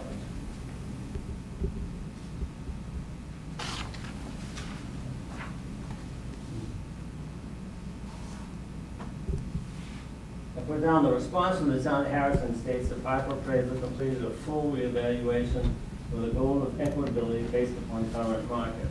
I consider a full reevaluation to consider both the land values and building values. I believe that Parker has failed in the process for the property on Tequila Island. We started back in 2024 meeting with representatives from Parker Appraisal. We filed abatements with my letter 10/26/24, the primary account with detailed analysis. A sale of property on lot 2106-4 on 6/25/21. This purchase price was $12.50 and include household furniture and landing craft. On 10/26, we documented that the building portion of the Parker appraisal was grossly understated and the land portion was grossly overstated. We also looked at the East Coast. We have 3 log cabins on the island.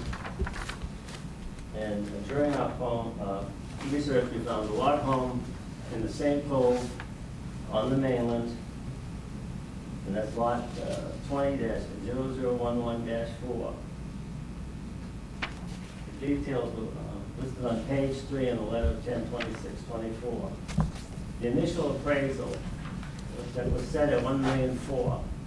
The property had been on the market in the fall of the prior year for $1,350,000, and it was assessed at $1,400,000 the following spring.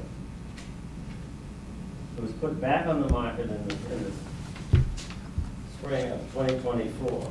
The selling price got reduced to $1,000,000, and then each month they seemed to drop it down more.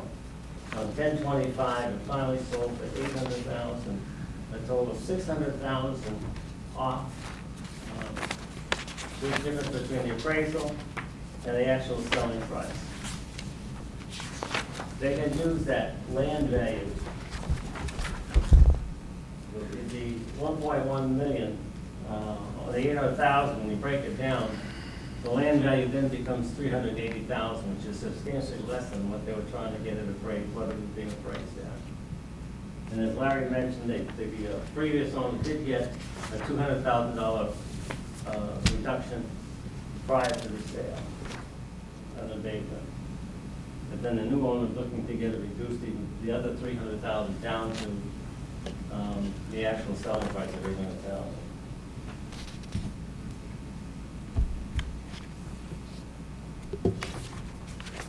I'm sorry to interrupt. Can I just make a statement in regards to that? There were 2 abatements filed on that property.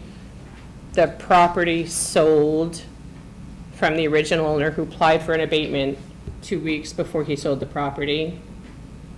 Before the abatement was acted upon, the new owners of the property also filed an abatement. They're not filing a different abatement to lower it even more. So they were applying for the same purpose. Just All right. There was one abatement approved before the sale went through. It was all within, they were all applying for the same thing. It was just a miscommunication between the buyer and the seller. Okay. So I looked at Exhibit 1 and supporting documents. Lots were listed that have not been sold, and actual sales were ignored. 3 sales on Memory Lane in 2022 and 2023 were not taken into consideration. The property on Heritage Drive sold for $800,000 with the $600,000 shortfall. That was not included on the list of sales that they were comparing us with. Lot 2105-106-05 is not for sale, and it was temporarily on the market last year. Parker's appraisal is aware of the gross error in assessing a lot based upon the seller's initial asking price. And on that lot, I can tell you, he's trying to recoup his cost. That home does have a complete foundation on it, and to build it, he had to haul 90-pound bags of concrete out to the island. He had to haul out a couple 100 yards of sand and stone to mix with the bags of concrete. He bought a special machine for that, and he had the barge capable of hauling that 10,000-pound machine. That's what he had to go through to get that built. The excavator that they used was small, and it took him all summer to dig the foundation hole.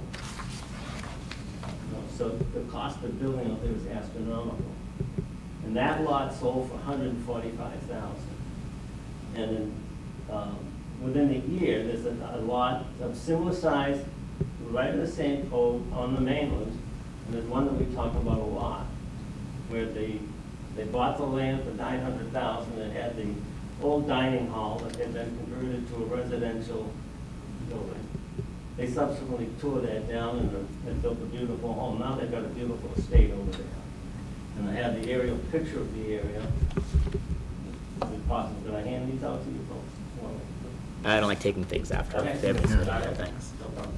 There is a great picture, I believe there's pictures of There's it. pictures, in- I think there's Oh, yeah, pictures. yep. So, yes, he's asking 2.5 million. It may have cost him 1.8 to build an $800,000 home, but.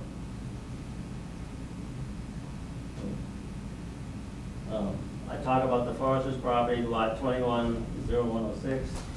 The valuation report lists the main house as 748 square feet. It should be 1,848 square feet. Figure 1.G.1 submitted by the town shows the square footage is 3,300 when the other buildings in the compound are included. And again, I hop on the previous evaluation had the main house at $1,496 and $161 per square foot. Lot 21-0051-C. 1,232 square foot home with 7 rooms, 4 bedrooms, and 4 bathrooms. This house is assessed at $535,000 or $434 per square foot. The sales price was actually greater than the assessed value. But again, the cost per square foot is way up. It's similar to the Forester's property. Lot 21-0040, sold in February of 25, 1,596 square feet. The buildings with an assessed value of $342 per square foot. Lot 21-0086 is 4-room, 3-bedroom, 1-bath home in 2021. Current assessed value on the home is $312,258 or $255 per square foot, so that's below what we were looking at. Lot 21-0020, this property built in 1966, sold in 2021 for $1,561,000, and currently it's only assessed at $1,019,000. Why was the value drop? That's also, it's one of the homes that's listed on there as a sale, but they tell you that it sold for 1.5, but they don't tell you that they've also reduced the assessment $500,000. Which property is this, I'm sorry? Lot number is 21-0020.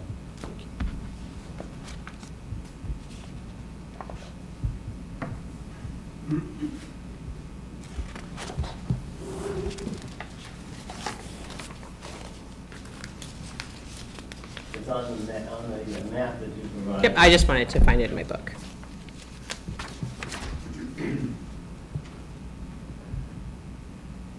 The acreage to land assessment shows that all the properties have land values more than $828,000. Lot 22-0021-1, the land description shows the practice of front-loading assessment with a base lot of .92 at $879,965. When the property is sold, this has created a $600,000 error in the land assessment. I'm referring to the Heritage Drive property. that was sold. We looked at the family property on Tequila Road, 131 Tequila Road. That was the one that was purchased for $900,000. That's $400,000 an acre. And if you look at this property on Heritage Drive, when it's sold, the land was factored in at $380,000. So it was quite a bit of difference. There has been sales history that supports a lower land assessment. Lot 21-0099.84 acre, sold 10/13 of 23 for $600,000. Lot 21-0100.78 acres, sold May 18th of 23, $300,000. Lot 21-0097, a .47 acre lot, sold for $175,000. I have a hard time understanding some of these lot assessments, the acreage, and why you've got everything bumped up to that 800,000 figure.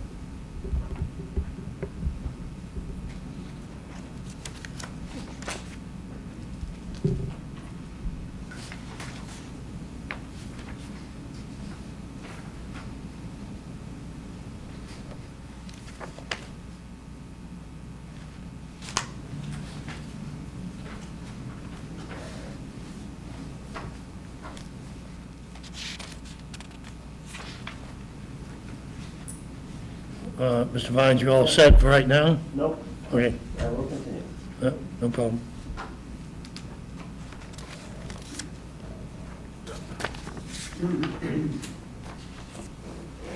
Exhibit 3 shows the errors in assessing island properties.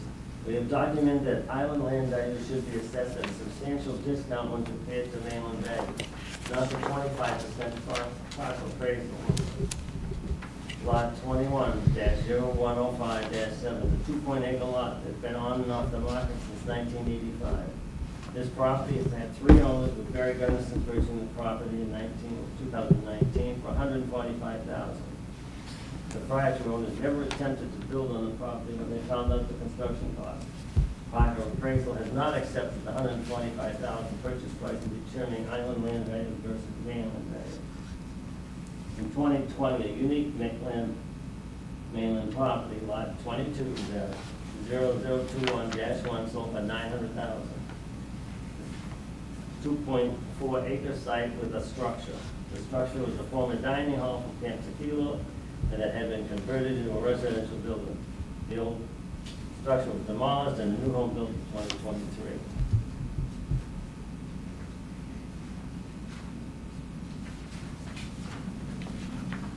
Exhibit 4, the shore frontage versus land assessment. Common sense needs to apply for shore frontage assessments on island property. Lot 21-06-1 and 21-06-3 are both the same size, both on the east side of the island.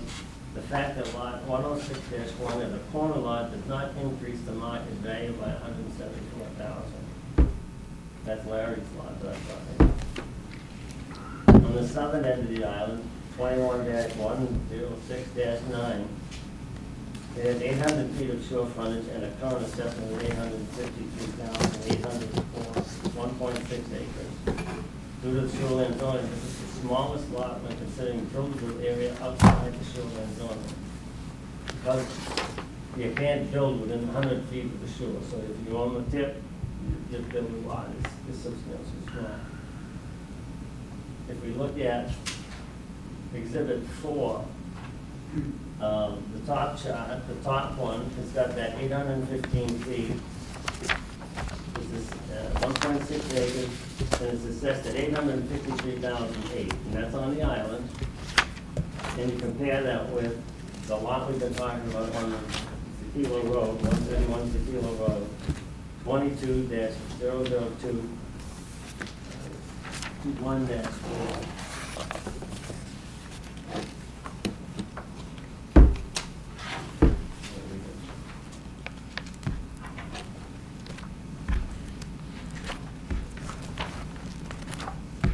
The land value was $887,000, so it's not 887,900.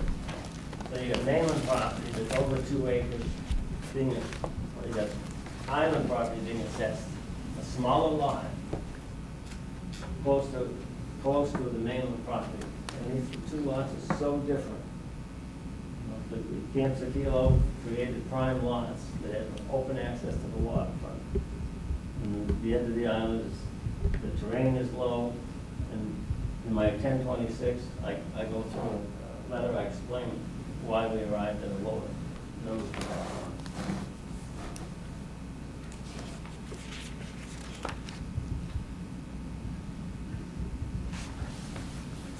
But the appraisal, we have seen the land being front-end loaded, lower the assessment on real land. For a corner lot or in-lot, the amount of frontage beyond 200 feet has little or no impact on market price. Mainland properties with several hundred feet of shore frontage have the potential to be subdivided and create marketable lots. And that's what I have. Thank you. Thank you very much. Thank you. Just a few minor points to add. One thing, I don't know if people are taking into account when they're calculating their square footage and everything. So when you're looking at the valuation reports on our thing, when you notice that something says, and I'm looking at one example in here, it says 1,140 square feet. You also have to take into account whether it's a one-story, two-story. The system automatically calculates if it's a two-story and doubles that acreage. It just doesn't double it in that spot because it's how the system works as a data entry. So if a 1,001-story house is 1,000 square feet, if it's a two-story house, it's 2,000 square feet. It just doesn't, you have to look at that story height and then multiply that square footage by that story height to get the proper square footage. Just, that's how the system works. The other thing is common assessment practice, it's standard assessment practice, is when you're evaluating shorefront property is by frontage, by depth. So again, we have to look at the number of feet of shore frontage a property has, and put a value on it and then make adjustments accordingly. We know that many of these properties are in shoreland. I mean, all properties on the water are in shoreland. So, many of them are developed, and because they're developed, that makes them valuable. Just because they can't further develop doesn't make them less valuable. They are already established and they're, so the shoreland, we don't use shoreland restrictions when a property has already been established. If there's a shoreland property and it cannot be built upon, we then take that into account and reduce its value. But if it can be built on, we don't factor in the shoreland zoning ordinance into that. But by strictly ignoring, applying it that way, you're making island property look like it's costing as much as what you would buy on the mainland. We're not ignoring shoreland, because every property on the shoreland, I mean, you've got little parcels here that are less than an acre, and the town ordinance states that you have to have a 1 acre minimum to build. But because some of these are grandfathered or they have small building lots, they're still buildable. They're not unusable property. So, it's all, again, what the market tells us, what people are willing to purchase a property for, if they can build or not build what they want to build. We have to use the market to tell us whether the people want those properties, not the shoreline zoning ordinance. If it's not buildable, the market value. Then somebody's gonna buy it for substantially less if they can't build on it. We're But gonna is there a assess it lot? as Yeah, but such. there could be a lot of record provision. Those are all lots of record. Right. Say that again, I'm sorry. It could be all lots of record too. It could be an old subdivision. Exactly, and if it's a lot of records, maybe they can build on it, and that's a huge steal, like somebody would want that because they can still build on it. So there's so many different factors, that's why we can't take the shoreline zone ordinance as a part of the, unless we know specifically that a property is unbuildable or, how it impacts the property. I think we talked, on my valuation reports, when I my 1.3 lot was first assessed with a base unit of 789,352, and then reduced by 20% factor, for a net $820,926. After I met with Tim, he came back and his revision was to change the base unit from 789 to 1,306,749 and a factor of 0.6 to come up with a total of 784 A factor of 0.6 on what? on the base price. And then the 80% for 627. He can't factor the base price of the land? He's got units. He took the 1.3 acres and used the like 0.6 against the price of 1,306,740. I have no idea where these numbers come from. It looks to me like they're pulling them out of the air to go up the land values. I think what he did for your property, because you have one of those corner lots. No, I have the code. Yeah, that's what I mean. So what we did with yours, because you have the cove, technically you do have 250 feet of shore frontage, but because it's cove, it's essentially, you know, it's a linear measurement at that point, so he made that adjustment. I think that's what probably is being referred to, is the change in, so if you look at your base acre, you have 250 feet of shore frontage. That would mean your base acre would technically be over one acre large. But because you have that cove and that linear differentiation, you know, changes that he reduced your base acre to a 0.6 acre lot instead of, But then he changed the price per unit from 789,000 up to 1,306,000. he didn't change the price per unit. He basically put a factor change. Again, we don't go in and say 100,000, 200,000. We don't change dollar amounts. We change, you know, categories of grade, quality, percentages. We don't change by dollar amount. So how that dollar amount is calculated is all based on those percents and the standard deviation from a base acre. Doesn't look at me.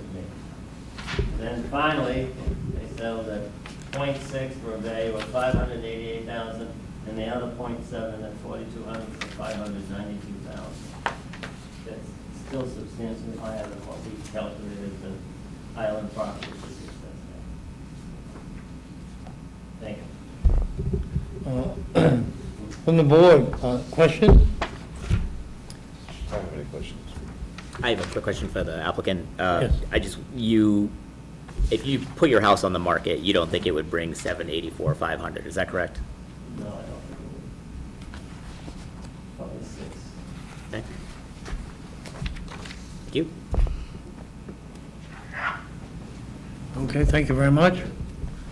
If no other questions, the last applicant, we could have them come up on,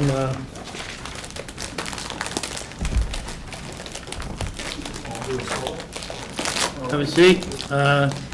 This is on lot 21-010606, address 15 Zero Island in Harrison.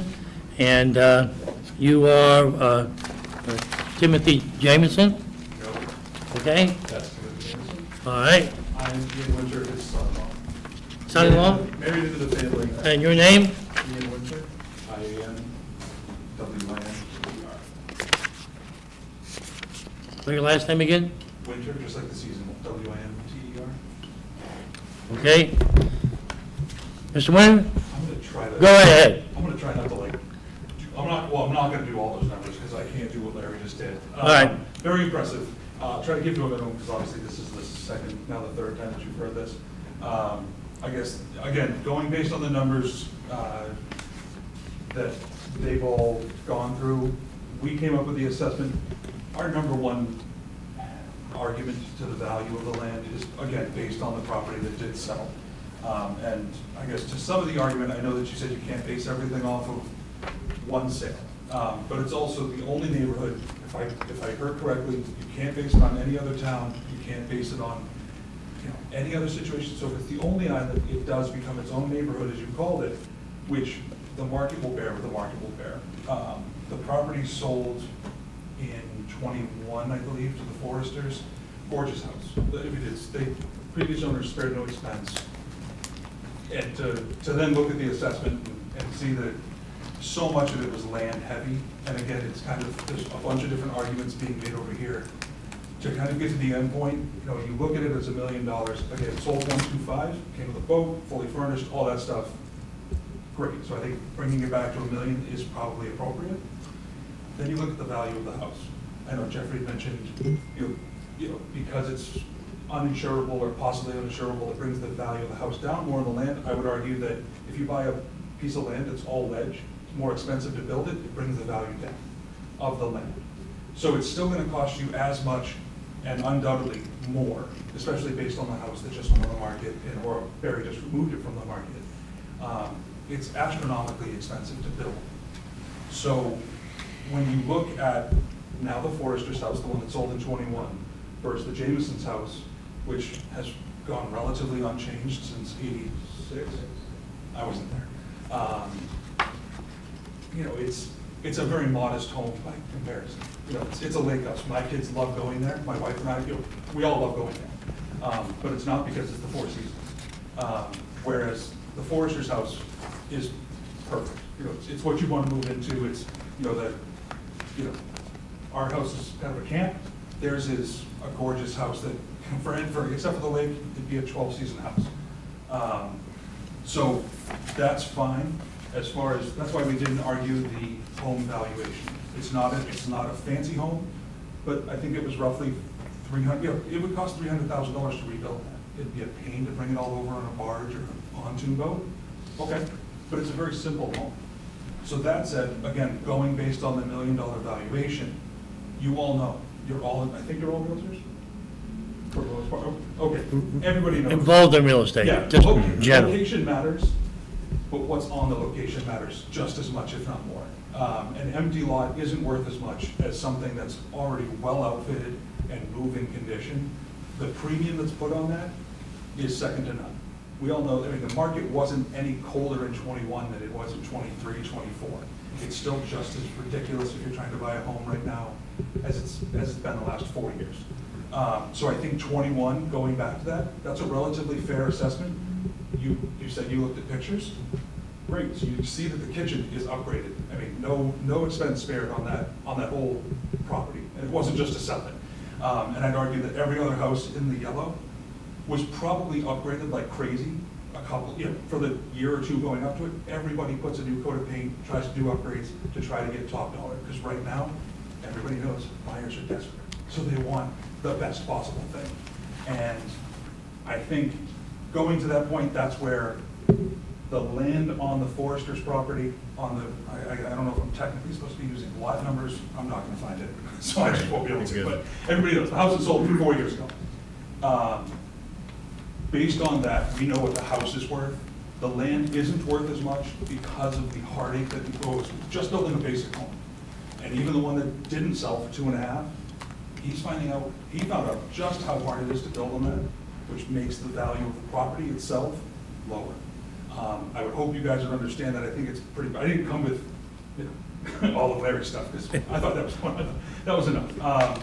So I'm kind of just, it's kind of just common sense stuff that I'm kind of going with, hoping that you guys all understand that or agree with us.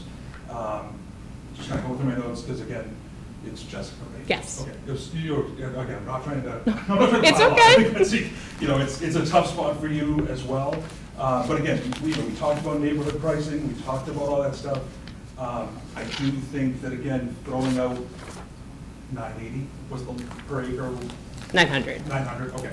I know that, I was actually checking, Tim's brother actually bought a lot, a mainland lot, right around the corner in the Cove. He paid 300 for it in 23. So I think that's a pretty fair assessment of what property is worth, because it's an empty lot, buildable, he's working on it. That works out to $400,000 an acre, because it is under an acre. I guess he went through the process, he's building a house. So at $400,000 an acre on a mainland property, I find it hard to believe, full access to the water, on the water view, all that stuff. I find it hard to believe that an island, even with a 25% discount that you can only access 6 months out of the year, is worth 980. I think I'll probably keep it, that's 2 hours and 7 minutes for you guys.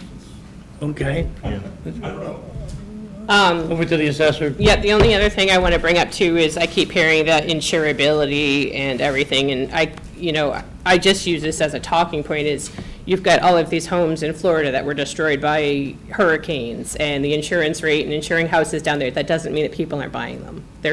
People are still going to get them regardless of how hard they are to insure. Yes, there's added cost of building property on ledge and all that stuff, but I mean, if you look at oceanfront properties or wherever, people still do it. It's desirable, they do it, they want it. Somebody just built a brand-new house out on Zaquila Island because they did it, they wanted it, they desired to do it. Understandable. So, You can dump all the money you want. The land is still valuable. I'm not saying no one's giving, trust me, if the lot next to me it's an empty lot, if that was given away, I would absolutely jump at the opportunity. because you love it. Yeah. Yeah. But ultimately, there's a point where it's no longer valuable. And I would say that, and I don't know how big that lot is, but you're gonna be hard pressed to find somebody to give you $900,000 for 1.2 acres, or it'd be more than that, 1.08.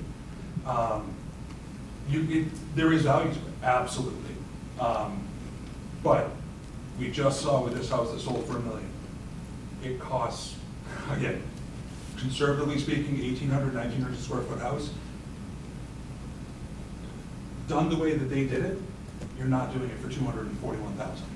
So I do think that number, again, you kind of say, oh, the land's worth this, so therefore the property's worth this. I'm not saying one's worth more than the other. I'm just saying you already had a number in mind. You're trying not to upturn the apple cart, whatever the analogy might be.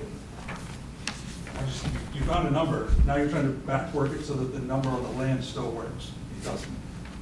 So I would argue in that sense, it's absolutely worth something. And that's why we're not asking for no taxes. We still, or he pays the bill, I don't. I just go back to that we have had nobody show us what that value is, what those properties are worth.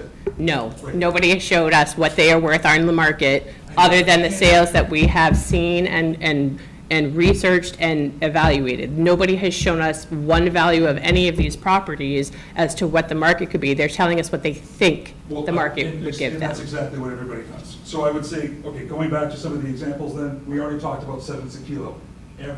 People showed up cash in hand to show us what that property was worth. And that was only a couple of years ago. Market's gone up. Has it gone up double? No, it absolutely has not. Yes, it has. Not that property. Okay, because the one behind it was actually 4 double, and it went on the market at absolutely 0 interest. And oddly enough, that's number 2, or B in the letter that we wrote. It went on the market for 2.5. He got no interest. He took it off. It's a great house, but it's a pain. It's a pain to live on the island. It's a pain to do all this stuff. So even with a house that's twice the size of everything else on the island, he couldn't get the number that you used to assess the land on his property. Knowing that it cost him, if it did cost 1.8, he can't even, if it's 1.8, that's an easy number, plus the 900 something that the land is worth. Someone's stealing it at 2.5 and no one signed up when the market is as hot as ever. We did not use that property to establish our values. That was purely just on that map to show you what somebody thinks a property on that island is worth. Right. Granted, it didn't sell. It was on the market for like 57 days in the end of the fall. Even if you cut that in half, that is still, It's also brand new. yep. It's 3 times the house as anything else on the property, as anything else on the island. So it goes to the value of the home, not the land. Yeah. So, and we account for that in the grade and the depreciation in age, like, we account for all of that in the quality, the construction, the grade. So then why do you have a house, why do you have the Jameson house assessed at over 300 when it's a very simple 2-story home with, the basement is the walkout. Here with me, just trying to find your lot. I just don't see.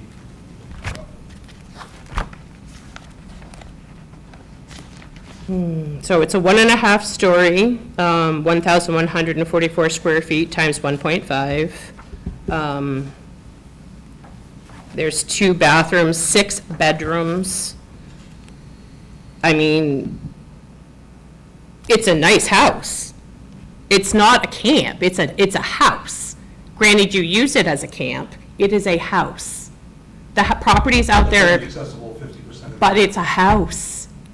It is. Oh, It's it a is. house. But I'm saying by comparison, I didn't say that, none of our houses are bad over there. Right, But by comparison, I know you said A, B, C, when two of the properties are absolutely tip-top amenities, it changes the valuations of those two comparatively to everything else. Sure. It's still, I'm not saying it's, I jokingly said it wasn't the Ritz, obviously. It is a house. Yep, it's of sound quality. It's not high-end, it's utilitarian in its build. It was built to hold the Jameson family. They are large. yeah. Checking out the large one, they're old, but there's a lot of them. I just don't, I understand, you know, I'm saying that the value of the house is fine. But, again, going back to it, the houses, you know, the Jameson house versus the Forrester house, with all the extra stuff, you're talking about a different evaluation of 70 grand? Absolutely not. A kitchen alone is gonna cost you twice that. Well, fair kitchen. So the Forrester house, just so you know, is a B grade at 110%, and we have your property at a B grade at 105%. They were both built the same time. So you had access to all of the information because it was listed and sold in '21. So you didn't take into consideration the upgrades visible in the photos? We did, we calculate, we would do that based on our condition. We have it as above average condition, where we have yours as average condition, based on the time frame it was built. I don't know, I have a hard time finding I would just say that if you put the two of them on the market, one of them's gonna go for substantially more. You know, you can be A, B, I understand that you're constricted to the three grades. But again, I guess we're not here to really talk about home values, Right. except for the fact that that house is obviously worth a lot more. And no house on the island, like I said, really checked out too many of them. I don't think I've ever been in either of your houses, secondly. I don't think that you could replace any of them for 241, yet that's what you have their house at. And again, getting back to the land value argument, that's the discussion we're having, in that, again, you backed into 241 because that's the money that was left after you took out the magical number of 25%. I can pull a number out of my pocket too. That's not the number we- Discuss who's right. So it's just, I mean, again, it's, somebody chose 25, you're not sure who, you're not sure how you picked up that number. We can't use Fry Island because we can't use out-of-market stuff. We just found a property here that on the mainland, it would have gone for as much or more than any of those other properties, but it was discounted down to $1 million because it's not desirable to live somewhere where you can only get to it for 6 months out of the year. Which property was discounted $1 million? It's discounted to $1 million. If the Forster's house was on the mainland and accessible 12 months out of the year, it would be worth substantially more. Not in our cost files. We would not assess it, we would not assess the building 200% more. We would assess the land more. I'm not saying 200%, but the building would be exactly the same value on the mainland as it would be on the island, because we're using the same cost schedules. Again, you can choose, That's how mass appraisal is We're all done. here because we disagree with the math you used, and I'm not trying to be rude, but I'm saying that not all houses are the same, and I'm not even talking about build quality. I'm talking about a 2x4 is easier to bring to a mainland construction site than it is to an island. That incurs cost. That's why when Larry wants to get a contractor over, he signs all these deals, pays a premium, because there's a premium cost to build it, not to the land. That's our contention. Okay. All right. Anything further for right now? No?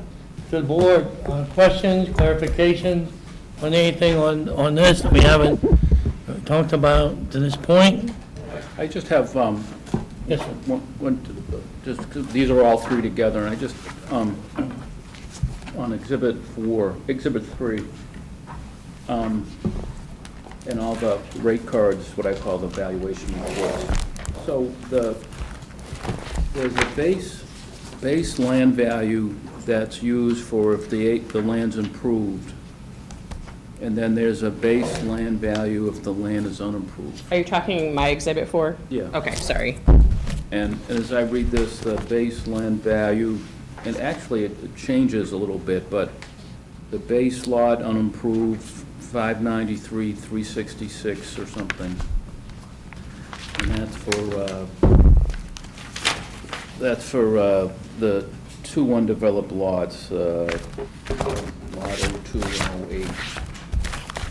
You got a land assessment of 555 and 534, but I think they use the same unimproved, base lot unimproved, and then you do your fractional calculation to come up with a, So we have a value on the land schedule. We have a land value for unimproved lots and Right. improved lots. So, so if you have an unimproved lot that's buildable, why would you have a different value? I mean, if the method is you take the improvements and capture them in the cost approach, I mean, maybe you're talking about what, septic, well? Or septic and well are included in the land value. So their undeveloped property is without a well or septic. So the difference between in here with the looking at the improved versus unimproved.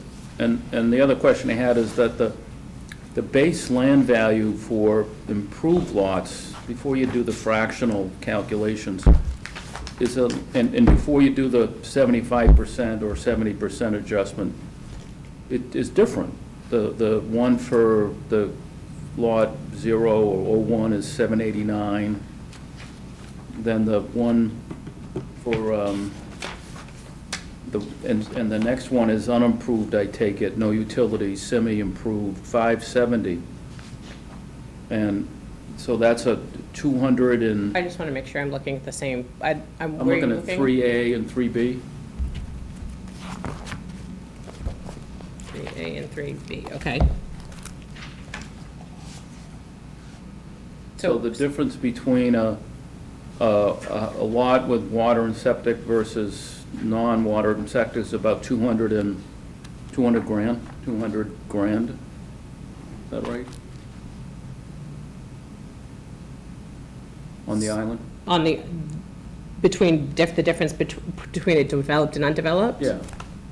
Yeah, so a developed, I have it right here. Sorry. So we have undeveloped is 650,000 and developed is 900,000. That's It's on your all of, General, that's the land schedule, yes. okay, and you've got, okay, I'm just, all right.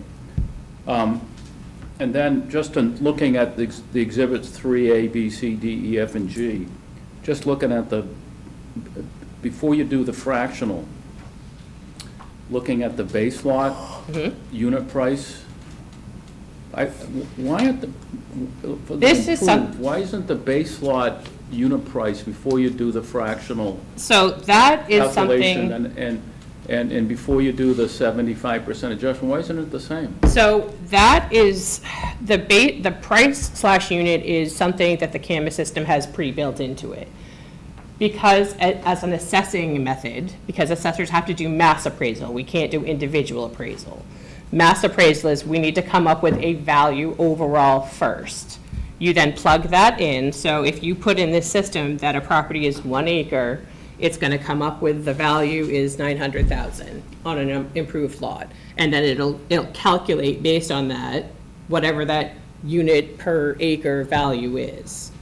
So that calculation right there is based on after we put all of our information in. We're not assessing a property based on that price per unit. That's not how we're coming up with these. We're coming up with them as a mass approach, saying 1 acre is 900,000. And then based on whether it's 1 acre, 1.5 acres, 0.9 acres, it then changes that value, and then that price per unit changes based on the computer, and whatever the computer does. So I think, So, and I guess I was just looking at it as a neighborhood, yeah, and I was I mean, in my view, this island is clearly a unique neighborhood. Sure. Because of the factors that we've all heard, and that one way or the other, you'd start from the same premise of a raw value per acre for this neighborhood, or whether you get there based on taking your mass appraisal, land value, and then doing a neighborhood adjustment, or whatever. And it's just, when I look at the chart, and the neighborhood that it was classified in was just generally Long Lake waterfront neighborhood.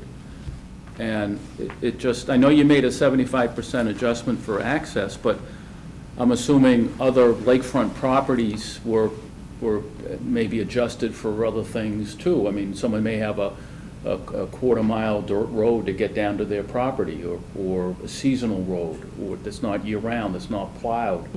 And so there'd be adjustment for access. So I guess I'm just a little surprised, I guess, that there wasn't more of an effort to dial in on this unique neighborhood. And there was one sale that happened, and a lot of times there's no sale when you have a unique neighborhood, and there's no sale, and you're stuck with making your best judgment on terms of how to make adjustments before you get to lot-specific adjustments for topography, for, access, for all the things that come into play, just your raw land value. And anyways, I don't know where I go with that. I was looking at that and just wondering why there wasn't, the same base land value wasn't there for a base land value before you made the adjustment for acreage, for the fractional adjustment. And what you're saying is there's an adjustment made before you make the fractional adjustment? No. No? No, it's based on, so in here, and I'm just using for simplicity, 1 acre, $900,000. And then, based on, let's just say they were all 1 acre. Again, you also have the waterfront that comes into play, so assessing what that base acre is also including the calculation based on how many feet of frontage they have. So it's not just 1 acre is $900,000. If you have a 1 acre lot that has 200 feet of frontage, then it's $900,000. So if I look at the value, Exhibit 3A, right? Yes. It's got a price per unit of $789,352. It's got 550 feet of frontage. So that 789 isn't 900. I mean, it's 1.3 acres. So is Right, it, but we're not using that price per unit. That's a calculation the computer does after we've done all of our information. So in order for us, I'll walk you through this. So how we calculate this property is we take, okay, this property is 1.3 acres. That's the size of it. It has 550 feet of shore frontage. The average depth of a lot that would be considered a 1 acre lot is 200 feet deep. Yeah. So if you take your 550 times 200, that gives you whatever that square footage is. Yeah. And then you divide it by the 43,560 to come up with that base acre, Yeah. which, because that's more than, 550 times 200 is more than 2 acres. We can't give them 2 acres. We can't charge them for 2 acres because they don't have 2 acres. So we charge them for 1.3 as their base lot. Yeah. Let's say they had a property that was 100 feet of frontage. and that waterfront number is taken from the Long Lake sales as a whole? The 900,000 is Taken from the Long Lake? done, yes. And we did, when we do that, I mean, again, I don't have that here, but we have spreadsheets and data analysis of every single sale that happened in the entire time. Yeah.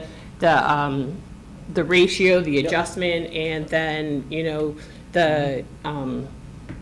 the quality rating as to how far we got from those ratios, to show you on average, because again, it's a mass appraisal approach, that they were 0.3% of a quality rating from 100%. So, thank you for answering Yeah. that. Let me just throw out my quandary, and then you guys, I mean, someone's got to go first. So we're now closed the public hearing and now in deliberations? We haven't yet. I just want to make sure if there's any other questions or comments, and then officially close that, so we can then have our debate. Any other comments from anybody? No? Nope. Okay. So at this time, we'll close the public hearing. You can go back wherever you want to, and we'll have our deliberation from the board, and, Yeah. you know, we can talk in general, Yeah. or, and then specifically, we have to vote on Yeah. each one. I'm just go first to throw some, I'm not making a motion or anything, I'm just like telling you, I want input from everybody, we all benefit from each other's thinking, and Sure. so none of this is definitive, it's just, you know, part of me thinks that it would have been helpful to have somebody, like an appraiser, take that sale and make adjustments to it for the island. You know, that you got a sale on the island, $1.2 million, adjust for time, location, improvements, and that would have given you a pretty good indication of some weight on whether really the other properties are overvalued because they've goosed up the land value too much.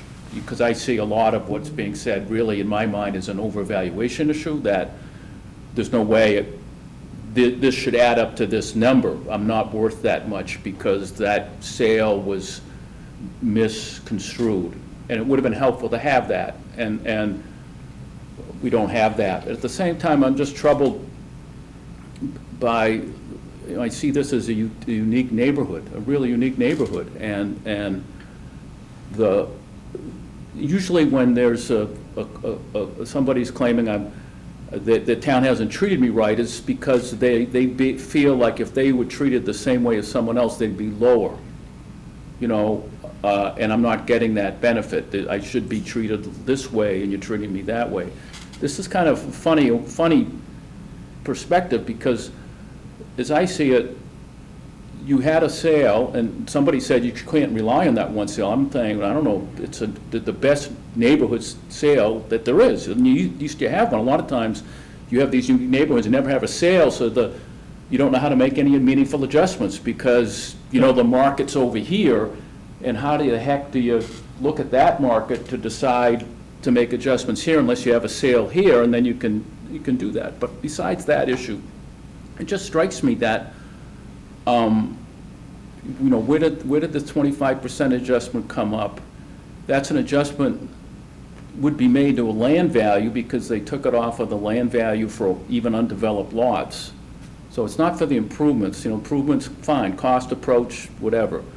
It just seems to me that there should have been a greater effort to really dial in and focus on that one sale and try to extract meaningfully an allocation of land and building. And it was, what I'm hearing is that wasn't done because they relied on mass appraisal. It was kind of, just wasn't done. And I understand it's mass appraisal, but that kind of bothers me. It's just, it really is a unique neighborhood. Now, whether that resulted in unequitable treatment, you know, I don't know. I mean, you know, I don't know. But it's a funny paradigm, you know, it really is. And, you know, when I look at the pictures of that property, the David Banks brochure and this and that, you know, those improvements had some value, more so than the allocation that was made for, I know the allocation is after the fact, because they do everything up, but it just doesn't make any sense to me. So anyways, I'll shut up. Good, thank you. Comment? I'll go last. That's all Well, We'll work our way from the quarters to the middle. Let's skip you and come back here. I understand the cost benefit of doing a mass appraisal. The town has to do it, required by statute, and, but I think it's important that when it's pointed out that there are these outliers, and that you can't force a circle where a square should go sometimes, and I feel like that you can hone in on those and spend a little more time and spend a little more analysis to try to come up with a more equitable valuation. And I'm not sure that was done here. And I also think that some of the applicants' questions aren't answered because of the almost arbitrary number of 25% factorization. So I have to agree with David that there is data here, and I don't feel like it was given the appropriate amount of attention that it should have been, especially given that this is too unique a neighborhood, too unique a location to ignore that, to not utilize a sale that I think was very fortunate that it had happened. So I just, again, and secondly, the randomness, I just feel like the randomness of the factorization number, it doesn't, I'm uneased by it. It doesn't sit well.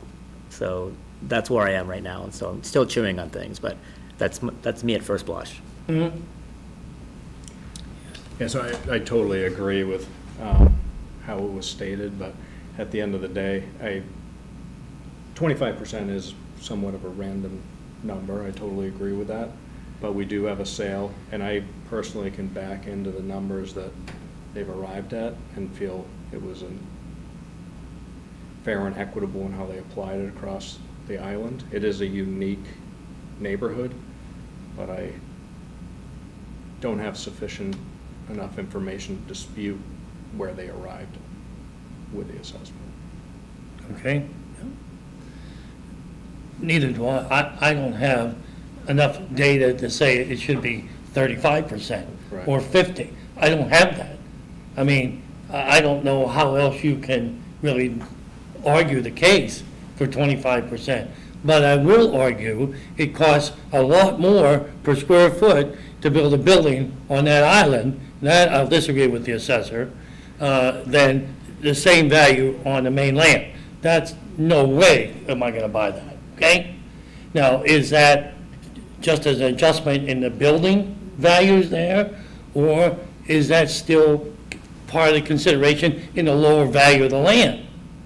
I mean, it depends on, which hand you look at. But there needs to be something adjusted for that. And I agree, this is a very unique neighborhood.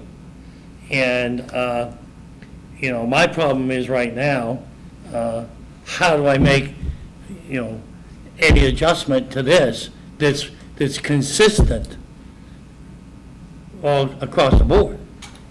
And then I have to look at, and then at each one of these, is almost the same argument. I just don't, I don't know where the basis I've got to agree with the reduction that they want in the assessed value. I don't know, I can't get there. So that's just my opinion. Yeah, I think the assessor did a good job defending and showing the consistency of her data across the board. You say that again? I think the assessor did a good job showing the consistency of her data, which I haven't seen in other meetings with, the set of sales comparable to whether the neighborhood or nearby area shown. This was pretty, consistent, showing the values increasing with the frontages, feet of water frontage consistently, and I compared it to the mainland ones to see, well, we have this sale on the mainland, are the mainland ones really worth more? And in the town's eyes, they're showing that. So you do have to, look at that one sale because you have one, but I don't think the applicants gave, like she said, give us a price, show it, proof, burden of proof on them to show us what it should be worth and why. And I think, their presentation kind of got stuck in the improvements when they're asking for a land reduction. And if they had gone out and gotten a private appraisal, which I know is hard to do, because if I got a request to do one, I'd be hard pressed to go do something like that. But, I don't think they showed enough to, prove their value. That's my take. Although I do think that I don't think the lot alone would fetch anywhere north of $600-700 grand. I don't think that would happen, but that's just my opinion. Anything, and a realtor could put anything on the market, it's fluff. Realtors play games like that all the time, so I'm not putting any weight to a $2.5 million list. No. Agreed. That's how I feel about it. I agree. So, I would say, I agree that there was a lot of data presented. I just don't think that the data that was presented fits this particular location. And so that data may be great for 99.7% of Harrison, but for .3, it just doesn't fit. And I think this is a perfect example where it doesn't fit. And so, yes, the applicants didn't come with an appraisal that took that sale, made adjustments for the 3 years since the sale. So if you were 15.3% appreciation in '23, another 15% in '20, and bring that value up, it's still, the data presented by the assessor, I just don't think fits this particular location. So lots of data, just I don't see where it fits here. Well, yeah, I mean, maybe it fits, maybe it doesn't. They have conceded for the island accessibility.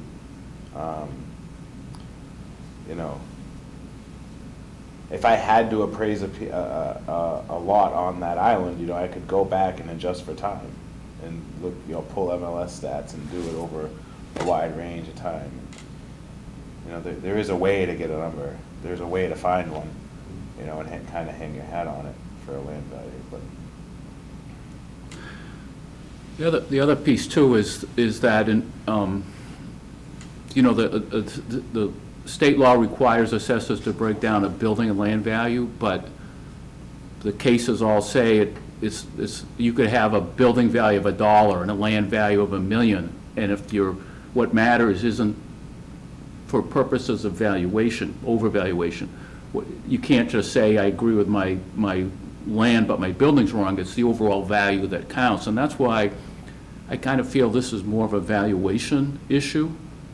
There is this neighborhood that the taxpayer's got the burden of proof, and I think we're all scratching our head saying, what if somebody looked at that sale, made adjustments for time, place, improvements, and you may come in with a much lower value for some of these lots than what's in the assessment, but we don't have that. And we kind of have a suggestion of that because they're showing us the improvements and saying that they got it wrong, but they're not saying as a whole. They say we don't quibble with that sale. That's a sale, valid sale, whatever. But it shouldn't govern our value. But I just don't know how to get from that sale down to a $300,000, $400,000 reduction. I mean, I'm not saying it's not there. I just don't think that they have that burden to show. I mean, the assessors just are doing a mass appraisal. That's what it is, And at the same time, I wish they had done more work to develop that neighborhood factoring. I know you saying, I just don't quite get it. That the neighborhood that's there was classified as Long Lake General. I would have liked to have seen it as separate neighborhood to begin with. So your base land value would have already had the adjustment to take into account if you're, the difference between the characteristics of the island, because you don't have all those things. And I mean, I just don't think you should be using the same base land value for Long Lake in general for the island, but that doesn't still get me to a value, doesn't help me understand what the value should be, or what rate should be used, or what should it be, 25, 50s, but then the appraiser would kind of help you, and they have a sale. So anyways. And statute allows the assessor to be off by 10%, is that right? So with these values, it's like $100,000, they have some wiggle, actually 200,000 wiggle room on the. Right. Right. Both sides. I just, 100 each way. Well, I guess we're at a point that I would entertain a motion, if you want to, and we have to deal with one of them at a time.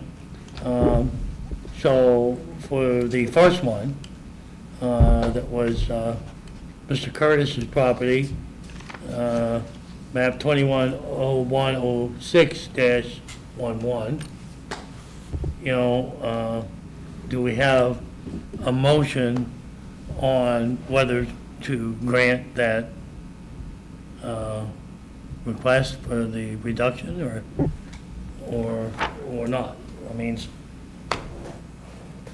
anybody feel comfortable to do that? Either way? You want the motion in the affirmative? No, either way. I want a motion. That's what I mean. Either to do it To grant or or deny? not to Yeah, grant it. I'm not saying either way. I mean, You want to make a motion? I'll motion to deny based on the applicants didn't show enough data. second. So we have a motion to deny the request and a second. So Alex made the motion. Jeff, you've seconded, right? Yeah. Further discussion? I've said my piece. I mean, I agree with the motion. Okay. Peter, Further. anything? No? Nothing further to add, no. Okay. So, all in favor of the motion, raise your hand. To deny? 1, 2, 3. So we got 4 to deny. Opposed? 1? Motion carried. Unfortunately, Mr. Curtis, we couldn't make it work for you. Next, the next one, 21010603, that's the Vise property. Do we have a motion either way on that? Motion to deny. A motion to deny by Alex. Do we have a second? Second. Second. And it's- Any other comments on that? Except for the same reasons that we articulated in the previous Yes, denial. Yes, I motion to deny based on the reason the applicant's failure to show what the true value is and support it. So can you repeat? I motion to deny based on the applicant's failure or burden to approve to show us the true value of their property. I second. And you second that? Okay. Any other discussion? All in favor of denial? 4. Opposed? 1. You're consistent. Again, sorry on that request. The last one, 210106-06. This is the Jameson estate, basically. Do we have a motion on that? I motion to deny based on the applicant's failure to prove the true value of their property. I second. Same motion, same reason. Any other discussion? All in favor? 4. 1 opposed. That's it? We have to write that up. I want to thank you, all of you, for all the work and for coming here. Thanks. I know it was a lot of work and a lot of time. Yeah. Thank you. Thank you. So we have a meeting next Wednesday at 5? Wow, I think it's the same time, yeah. They were 5:30 one week, and then she pushed it to 5, and I think she's most likely to push it to 5. Thank you. The one person that voted.